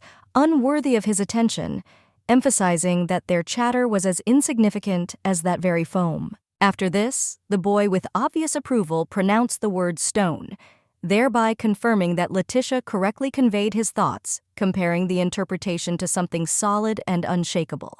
Persistently, the boy continued to repeat the word sword, waiting for Woods to translate it, emphasizing the importance of this symbol and making it clear that the true meaning of his words requires an accurate and correct interpretation. Leticia was the only one who could help the guy communicate with others, serving as a kind of bridge between his mysterious words and those who tried to understand them. If a boy is disappointed in his girlfriend, he will lose his only support in this cruel world, remaining lonely and defenseless in the face of many dangers and intrigues. But Jorge was the only one who was ready to give his life for his master, showing exceptional devotion and loyalty in the most difficult moments. Therefore, she continued to translate the words of the prince, who stated that the statements of the knight under arrest had nothing to do with himself. Various rumors began to spread throughout the hall, mixing and distorting like waves in a stormy sea, causing increasing excitement among those present. The aristocrats listened with fascination as the heir justified his subordinate, claiming that he had always supported him in difficult moments, for which the prince was deeply grateful and highly valued his loyalty. Mikel himself considered Jorge's arrest unjust and sincerely hoped that the man would soon be released, believing in his innocence and the justice of what was happening. Noble people did not intend to so hastily trust the strange girl who would soon turn out to be a simple deceiver, passing off her own words as the statements of the future ruler. Leticia confirmed that she was a commoner with no higher education, and her background did not allow her to claim the knowledge and status associated with noble persons. And if so, then how could a simpleton like her distort the words of the heir to the throne? Mikel could well have refuted Woods's words, but did not do so, leaving questions unanswered. This convinced the people of high society, who realized that a girl from the common people could hardly have composed something like that on her own, and therefore her words were trustworthy. Awkward and confused, Pear watched as the aristocrats began to side with Woods, realizing that their support was dramatically changing the course of events and calling his own actions into question. So he asked a provocative question, wondering if the boy really had a genius mind, trying to reveal the true nature of the abilities and raise doubts about the prince's talent. Tessa suddenly appeared, who could answer the question regarding the origin of Jorge, attracting everyone's attention with her knowledge and awareness. The professor loudly stated that for the past few months she had been training the heir to the throne, emphasizing the importance of her work and its contribution to the preparation of the future ruler. People immediately recognized her as a highly qualified specialist, who, after her divorce, completely immersed herself in research and became a famous scientist known for her outstanding achievements in the field of science. The woman explained that she taught the prince politics and history, and that he mastered all the subjects so quickly and successfully that he was in no way inferior to the students of the academy, demonstrating outstanding abilities and a deep understanding of the material. Pear already knew about this, and therefore asked whether the lady and the prince were in written communication, to which he received a negative answer, which excluded the possibility of using notes and documents to confirm their interaction.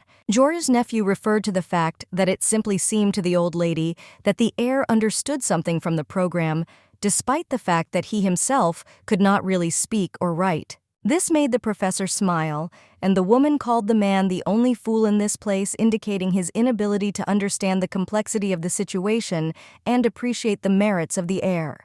Pear openly laughed at Woods, who was a commoner, and, in his opinion, could not even hold a candle to him, showing his disdain for her origin and social status. When asked about the veracity of the information about the prince's training, Tessa answered in the affirmative, putting her reputation on the line, and ordered not to offend the prince's companion, emphasizing her determination and willingness to protect the lady. Ladies of noble birth trusted the professor, who was able to expand and strengthen the empire, believing that she had no reason to lie and recognizing her services to the prosperity of the state. The aristocrat was outraged by the behavior of those around him, but could not go against the will of the majority, realizing that his own opinion would be useless in the light of the collective decision. It was clear that Leticia did not have as extensive knowledge as the future ruler, but she nevertheless did a good job accurately translating the prince's words and demonstrating her skills in this important matter. As a result, Pear found himself at a disadvantage when everything was against him, including the famous professor who supported the others and helped strengthen their position. Realizing the comical nature of the situation, the guy could not contain himself and began to laugh loudly, realizing the absurdity of what was happening and his own loss in this game. Loudly, the man addressed the dear aristocrats, asking if they believed this outright lie, highlighting the clear discrepancy between their perception and the actual situation. Trying to clear his name, the guy asked about the woman's debts, hoping to find out how much her financial situation could affect her reputation and the accuracy of her words. In an attempt to disgrace the teacher, Pear suggested that Tessa was only in a relationship with Jorge to get rid of debts and pay them off, calling into question the lady's true motives and honesty. She insisted that the boy sitting on the throne was not such a fool, highlighting his intelligence and lack of respect from those around him. The man continued to try to put the situation in his favor, but it was all useless. The noble people remained silent, not giving any response and ignoring his attempts. Tessa went to Woods and the ruler of the empire, eager to discuss the situation and express her thoughts directly in order to resolve the misunderstandings that had arisen. She politely asked the boy if he had made any mistakes during his training, hoping to receive a frank and complete answer for further improvement. Leticia translated the words of the prince, who noted that although he remembers his past at the moment, he no longer has any complaints or grievances, and the guy is ready to look into the future with a pure heart. Grinning, the lady asked how an ordinary commoner could know about a city that had disappeared many years ago, indicating how smart the emperor was. Moreover, in exchange for a refutation of the accusations made against the professor, the woman was ready to tell how her debts arose. The guy could not find words, as if the gift of speech had disappeared from him, and he was gripped by fear, not knowing how to express his feelings and thoughts at that moment. Smiling slyly, the woman caught the young man in his own trap, asking why he presented everything in such a negative light, and did not explain the situation from a more positive point of view.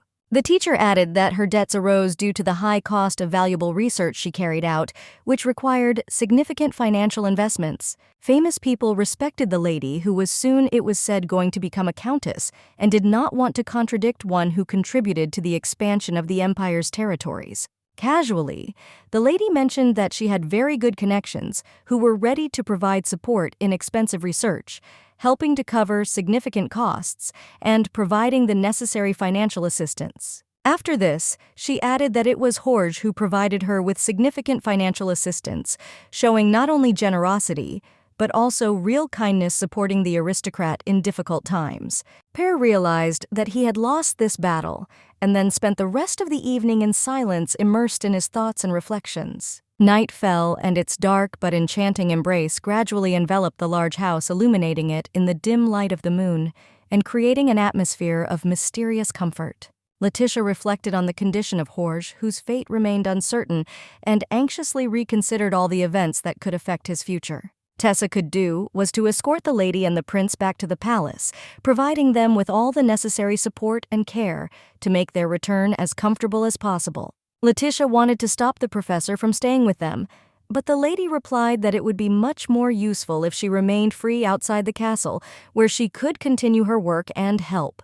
The girl understood that among the palace servants there were spies sent by Jorge's nephew, which caused her anxiety and concern about safety and trust in this environment. The woman confirmed this, adding that the wards should trust only each other, emphasizing the importance of internal cohesion and caution in conditions of covert surveillance. The lady explained that together they had moved one step closer to the crown, but their lives were now in danger. They should have switched to silverware and been on alert even at night, so as not to become victims of a conspiracy. Also, the boy should have already given the rank and title to his assistant, considering her invaluable contribution and dedication shown throughout the work. The little girl was furious when she was offered the idea of imagining a girl as a boy's bride, since it seemed completely inappropriate and ridiculous. Regrettably, Mikel inappropriately and unexpectedly uttered the word horse to his companion, which caused her a deep feeling of awkwardness and slight disappointment. To this, Leticia responded with complete sincerity that she could not become the heir's bride, since such high demands and expectations did not correspond to true feelings and principles of life. Soon the carriage returned to its native estate, leaving behind a long, dusty path and marking the end of a long and exhausting journey that has become part of history. Also sadly, the boy noted that in this case, Leticia could become his secretary, which sounded like an unattainable alternative to his expectations. But in that world, the closest confidants of ordinary people who did not have a title were actually called secretaries, and recently it has become fashionable for aristocrats to keep such people with them.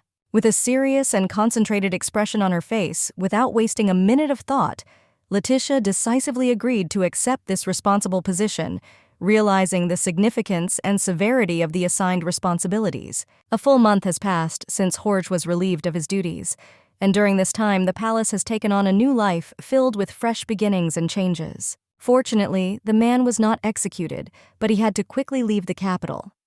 At this time, combing her hair, the maid asked the lady if she was ready to go out for a walk in the garden, and having received consent, began preparations. While creating her hair, Ashley asked the hostess to dress warmly with her contagious enthusiasm and positive mood that the maid radiated. In addition, a basket with warm tea with lemon was packed for the trip, in case the lady felt cold and froze, to ensure her comfort and coziness in any situation.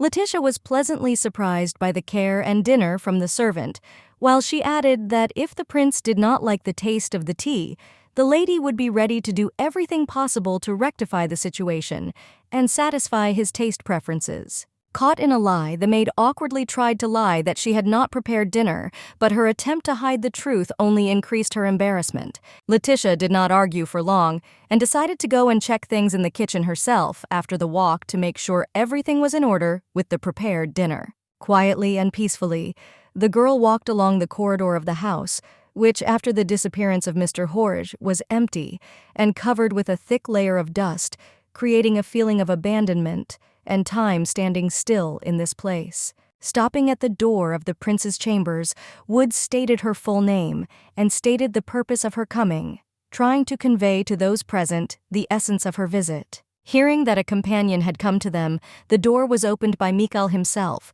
who was sincerely glad to see the lady. His face lit up with a happy smile, and he greeted the baby with genuine delight, showing all his joy from this meeting. During the absence of his mentor, the boy took on the responsibility of filling out the documentation showing responsibility and diligence in completing this important task. It was a heavy burden for both of them to deal with adult matters that required maturity and responsibility, which they faced despite their young age. Also, a big problem was the insufficient amount of finances, since they spent more than they received from the emperor, which created a noticeable financial strain. At this point, Leticia realized that all this time, Jorge had been supporting the prince's palace from his own pocket, covering expenses that could not be compensated in any other way. To prevent Mikel from looking uneducated and clumsy in the eyes of others, the guard hired many servants and the best teachers, trying to create an atmosphere of sophistication and nobility around him. In addition to this, they were able to cut costs by firing some of the servants, among whom rumors began that they were soon planning to get rid of the heir, which caused additional anxiety and tension.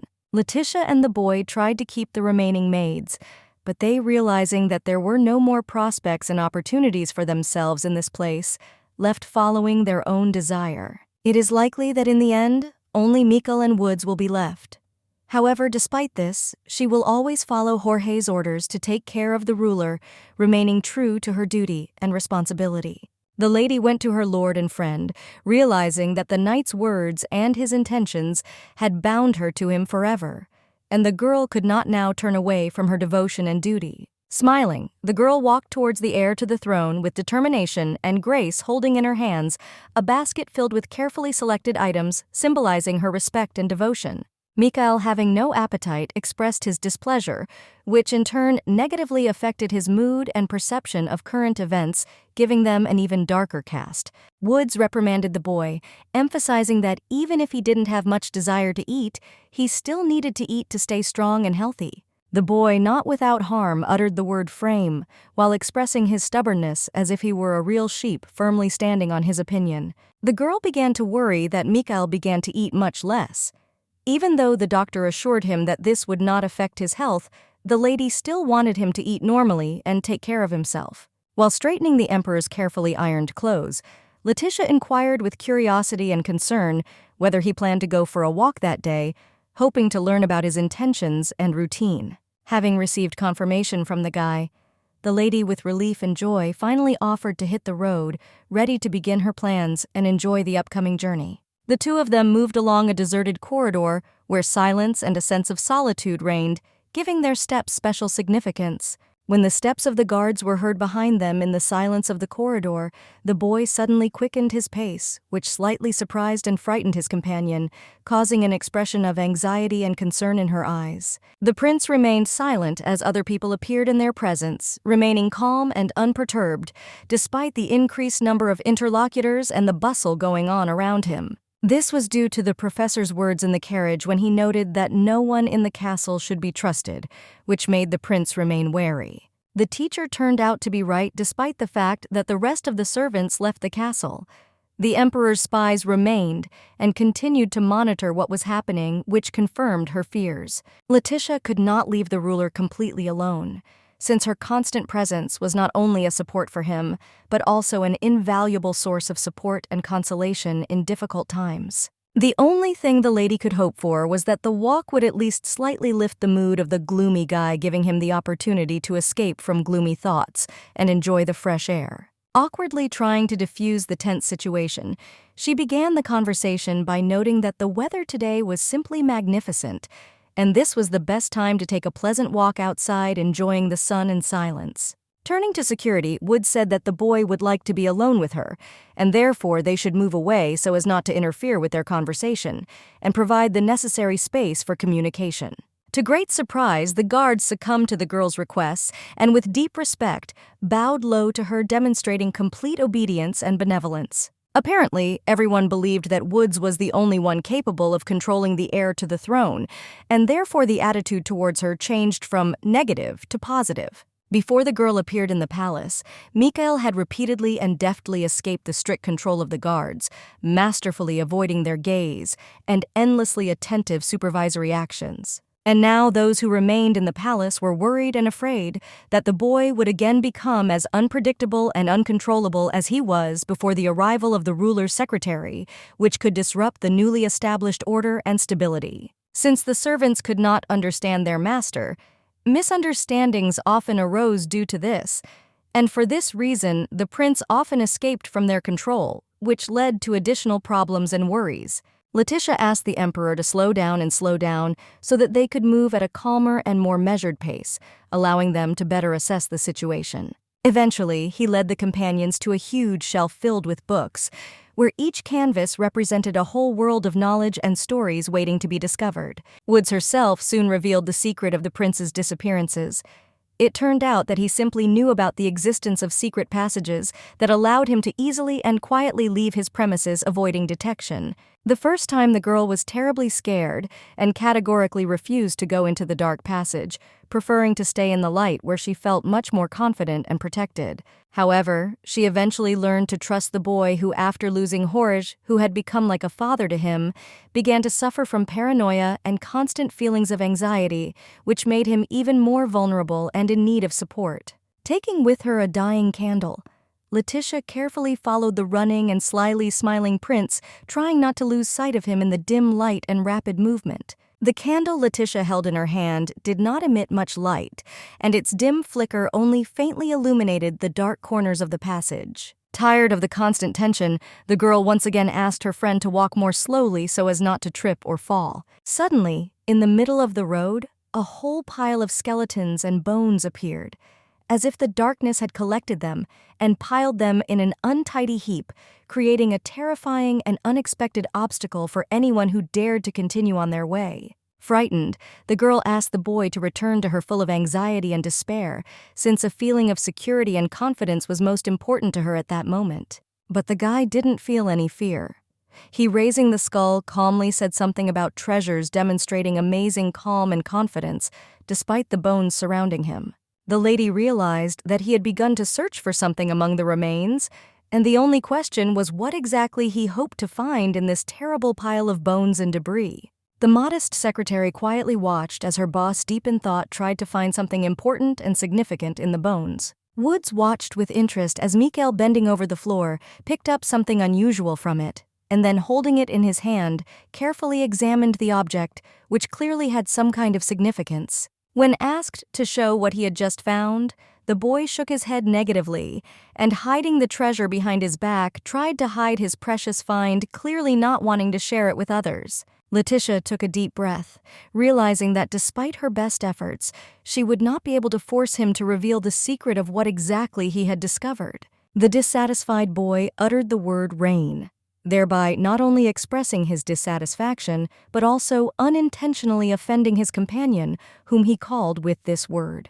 Realizing that it was useless to argue with the prince, the girl suggested taking a lunch break and enjoying lemon tea in order to calm down and discuss everything in a calmer environment. The lady, noticing the boy's dirty hands, asked him if there was a place here where he could wash his hands in order to tidy them up and make him feel more neat. Trying to give the impression of an intelligent person, Mikel pointed to the sun, confident that there must certainly be water in the garden that could refresh and improve the situation. Realizing that his companion did not like the place with bones, the prince added that in addition to this, the castle also has a cozy library where you can find peace and interesting books. Mikel was ready to show the way since he knew this place very well and was confident that he could easily lead his companion to where she would be comfortable and comfortable. As a result, Leticia agreed to the adventure proposed by the heir to the throne, while warning him to be careful and not get caught since their whole venture depended on it.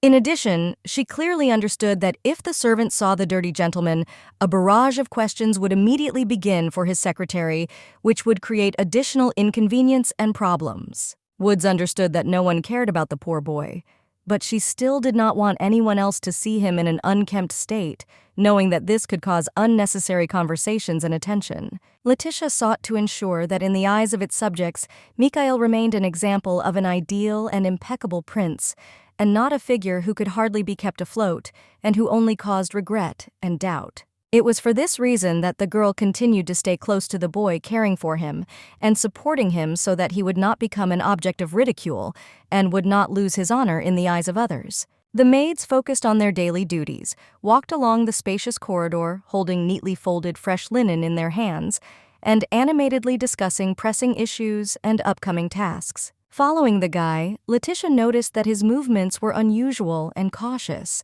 He skillfully avoided unnecessary attention, deftly hiding in the shadows and trying to remain invisible in the surrounding space. The 10-year-old boy hid behind a massive column, listening intently for every slightest noise that might give away his location. His eyes carefully observed his surroundings. Not keeping up with the fast-moving gentleman, Leticia, having difficulty catching up with him, stumbled and ran along the road holding a heavy basket filled with a variety of food in her hands, trying not to miss an important moment. As a result, Mikel led his companion to a new carefully hidden secret passage which could become their salvation or the key to solving the whole mystery. Turning to Woods with a smile, the boy, full of desire to surprise her again with some secret mechanism, invited her to enter first. But the lady, not succumbing to the trick, insisted that he go into the passage first. The lady was well aware of all the prince's tricks and did not allow herself to be deceived by his pretty eyes, since she was already familiar with his cunning plans and tricks. Suddenly Leticia froze, noticing how tears involuntarily rolled down the cheeks of her good friend, and the woman's heart was seized with deep sadness watching this touching and inexpressibly moving scene. Handing the prince a handkerchief with a soft and gentle expression on her face, Woods pleadingly asked him not to cry, trying to console and support him at this moment of deep sadness and emotional stress. However, the boy only pulled away the outstretched hand, refusing to accept help, and continued to hide his emotions. This was probably their first serious quarrel, which exacerbated internal feelings and bitterness. But for the first time, Mikel shed tears in her presence, and faced with this unexpected manifestation of vulnerability, she found herself in complete confusion, not knowing how to act correctly in such a difficult situation. As a result, the boy silently turned around and went forward first, leaving the little girl alone with her thoughts and feelings, which took time to understand. Leticia was left alone, immersed in confusion and anxiety, wondering whether she had touched the master's deepest feelings with her behavior, and whether she had caused him unnecessary pain which she was trying to avoid. The candle burned softly and dimly, illuminating the dark passage, while creating a mysterious play of shadows on the walls, which added an atmosphere of mystery and peace to the surrounding space. Woods followed her master. She realized that her words had truly caused him deep distress and pain, and she now realized how seriously she had offended him. All this time, the maiden was thinking about how to calm the angry and offended boy, trying to find words or actions that could soften his bitterness and restore peace and harmony. Woods was glad that she let the prince go ahead, since she herself was terribly afraid of the dark and could not cope with this fear in the company of him. Suddenly, a bright light appeared in the distance of the tunnel, which, despite its remoteness, attracted attention and brought a spark of hope into the dark space, reminding that something better could be hiding behind this darkness. A magnificent fountain appeared ahead from the streams of water, flowing pure freshness, surrounded by graceful stone angels, creating an atmosphere of peace and indescribable beauty. A tremulous smile imperceptibly blossomed on the girl's face, and her eyes shone with sincere joy, as if reflecting the light of the happiest moments of her life.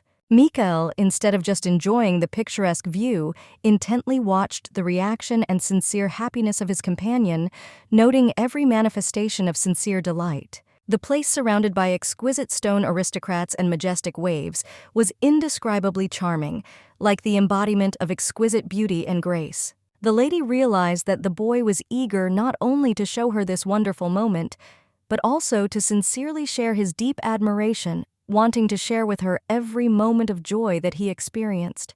Without hesitation, the little girl apologized to the master, realizing that she now fully understood why the master insistently asked to step forward, and recognizing how important it was to follow his instructions in order to appreciate the true meaning of the moment. However, for the lady, this place remained just as wonderful, even if she saw it only from behind her friend, as if every detail of the surrounding world was shrouded in magic. Smiling, the boy tenderly pressed himself against the long hair of his companion, feeling how they softly touched his cheeks, as if giving him the warmth and comfort of closeness. Hearing such a compliment, Woods couldn't help but remember how her own brother constantly teased her sister for her strange-colored hair, which seemed to only bother her and make her feel awkward. But Mikel began to use the word like more and more often in relation to his companion, thereby expressing his growing admiration and affection. Accustomed only to ridicule, it was strange and alien for the beautiful maiden to hear compliments which sounded to her like something unimaginable and unusual. Confused, the girl timidly asked the ruler to wash her hands as quickly as possible, and finally take a break to enjoy the delicious snack she had been waiting for so long. The water in the lake was so crystal clear and transparent that plunging dirty hands into it seemed like a real crime, as if violating the sacred peace of impeccable beauty. However, while Leticia was wondering whether she should wash her hands first, the boy, without waiting for her decision, and without wasting a minute, rushed into the water, joyfully having fun and enjoying the opportunity to swim. Wood screamed in fright, worried that the emperor might not have swimming skills, and this could cause a serious misfortune that would turn into an irreparable disaster. But it turned out that the guy was like a fish in water, gracefully gliding along the surface, confidently maneuvering and demonstrating amazing swimming skills that amazed with its ease and naturalness. Sighing with relief, the girl turned to him with a request, asking him not to play with his fragile nerves anymore and not to raise unnecessary worries. Suddenly, there was a loud splash of water which shook the air and made everyone around pay attention. Leticia accidentally fell into the water, desperately covering her mouth with her hands and trying not to breathe, waiting in panic to break through to the surface and get rid of the terrible feeling of depression. The bottom was not visible under her feet, and her body seemed to be frozen in horror, creating the feeling that the depths had swallowed the baby, leaving her in fear and complete helplessness. No matter how hard Woods tried, she could not get out.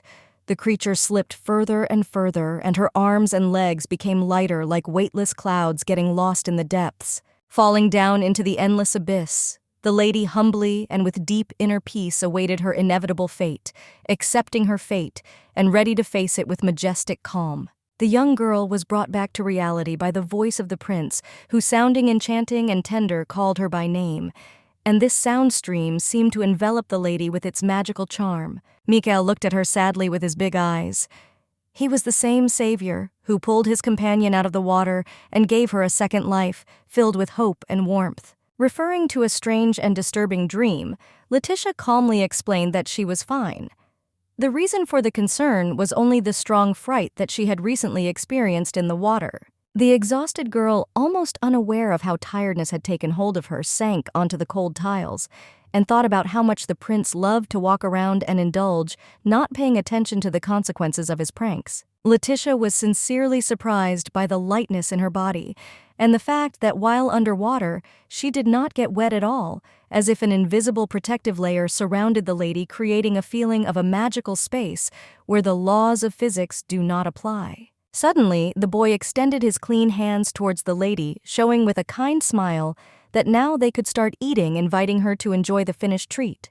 With surprise, the lady also noticed that not only the boy's hands were clean, but his clothes also looked spotless, which testified to the magical power of water. And then she remembered about cleansing a source that cleansed not only the body, but also the soul, recalling a deep spiritual cleansing that brought peace and harmony. But in the book, he was depicted as a beautiful girl who could appear in one of the corners of the Imperial palace, embodying something mystical and mysterious. Raising her head, the girl met the gaze of the guy shining with purity, and felt how his invisible energy filled the world with harmony and tranquility. Leticia knew that she looked strange asking the guy to move away for a while, but she couldn't help herself. The feelings and thoughts were too strong to handle. Pointing knowingly at his face, Mikel said the word mirror, to which the girl hastened to assure him that everything was fine, she was just dizzy. The emperor extended his hand to the lady with the intention of helping and offering his support, demonstrating his readiness to provide her with assistance and attention at this moment. Looking at the boy incredulously, the little girl carefully clarified whether he was going to play a joke on her again. The look expressed obvious doubt about the guy's sincerity and intentions. Leading Woods to the lake, Mikel explained that there was something unusual and mysterious associated with this lake, which made it stand out from all other bodies of water, attracting attention with its mystical properties and unique atmosphere. In the water, the baby saw her reflection, which, as if alive, seemed especially clear and meaningful, as if hiding something more. She was surprised to realize that, despite all her past experiences and difficulties, she began to look much more beautiful and attractive than ever before, which was pleasant and unexpected. Moreover, Woods felt very uncomfortable under the gaze and piercing gaze that did not leave her, and was constantly directed at her from Mikel, causing a certain embarrassment. Hiding her knees, the lady turned to the guy with a request asking him to stop looking at her with such an intent and piercing gaze, which only caused a feeling of awkwardness and discomfort. The boy hastened to reassure his companion again, complimenting her on her red hair and gently stroking her head to relieve tension and restore her confidence. Deciding to change the topic of conversation, Leticia suddenly remembered that it was time for lunch and suggested postponing all other conversations until this pleasant moment. Rising from her seat, she energetically rushed into the distance to complete all the preparations for dinner, carefully checking every detail and striving to make everything perfect for the upcoming meal. Having organized a picnic, Leticia urgently asked the guy not to hold back and eat as much as possible in order to enjoy every dish and make this moment truly enjoyable for both. The little girl laughed awkwardly, feeling a little embarrassed because it seemed to her that the prince was the only person in the world who gave away food so carefully and with such attention.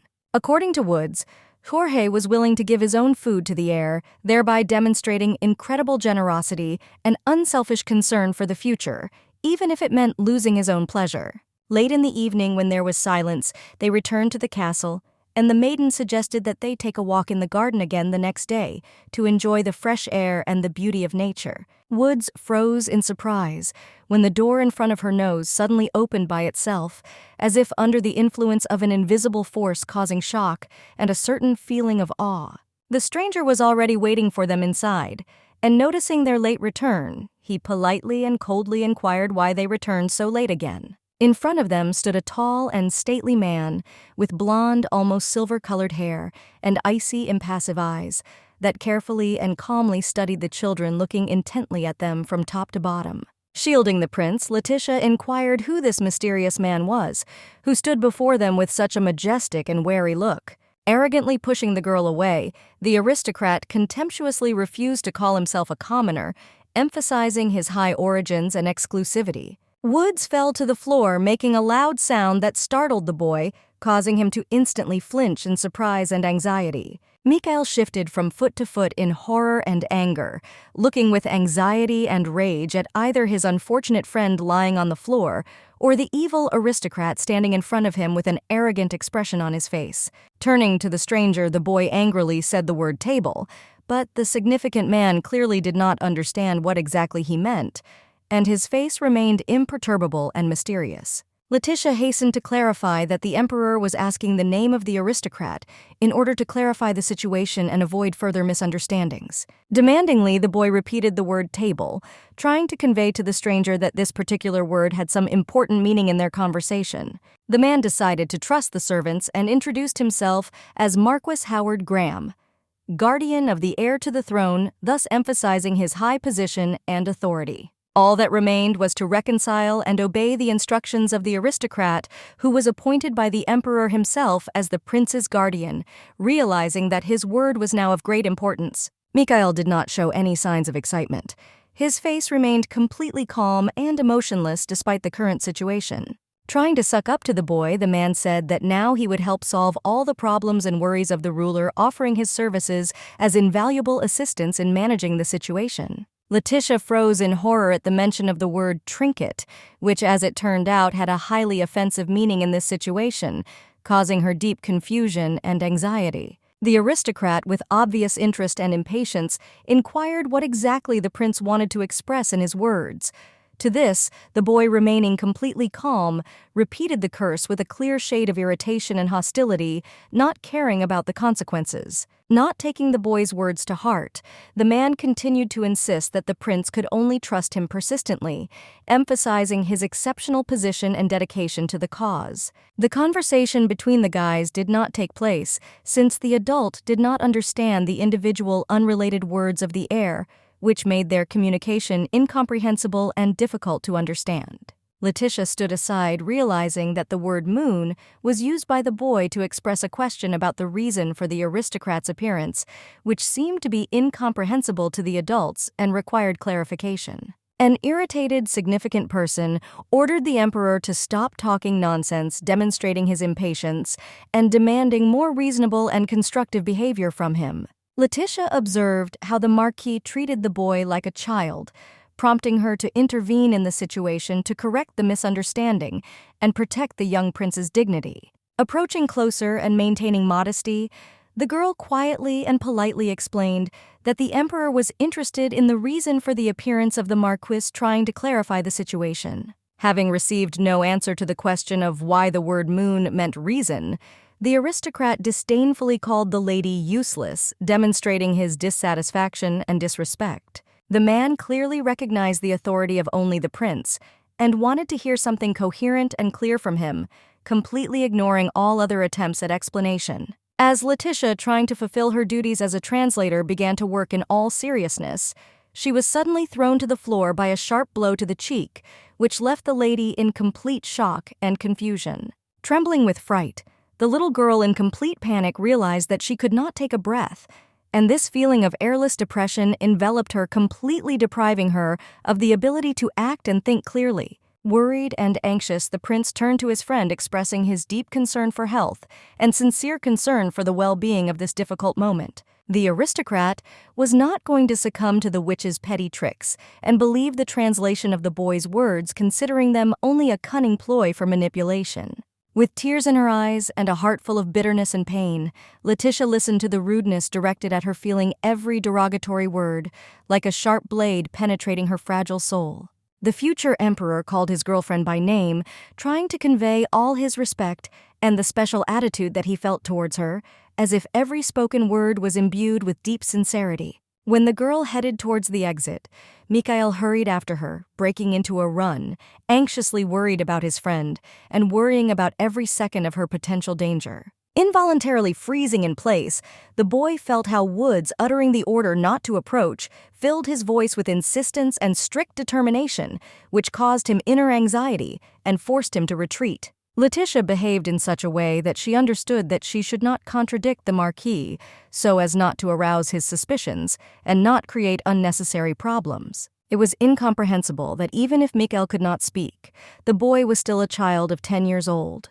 with his childish feelings and experiences. That is why it is unlikely that he could effectively resist his legal guardian, who had enough power to eliminate the heir, leaving behind only a bloody brooch as a symbol of his mercilessness. But immediately the girl was surrounded by the prince's words, spoken with special insistence and deep feeling, as if each of them had been carefully constructed to penetrate into the very heart. The guy looked at his companion seriously before saying that he did not want to leave her and was determined to be there for her in any situation. From the shock that the boy uttered an entire phrase, the lady froze in place, and turning to face him, tried to comprehend every word, as if trying to solve a riddle that had just been presented. Deciding that she had imagined it, Woods turned around and intended to continue on her way, trying not to dwell on trifles and not to succumb to doubts. However, Mikel repeated those same words again, not wanting to let go of the only person he could completely trust and rely on in difficult situations. Suddenly, without the girl suspecting anything, the imposing figure of the aristocrat who had previously treated her with obvious disdain and arrogance appeared behind her, demonstrating his arrogance. In a cold and unyielding tone, the man ordered the maid to no longer attempt to be near the future emperor, making it clear that her presence in his circle was absolutely undesirable.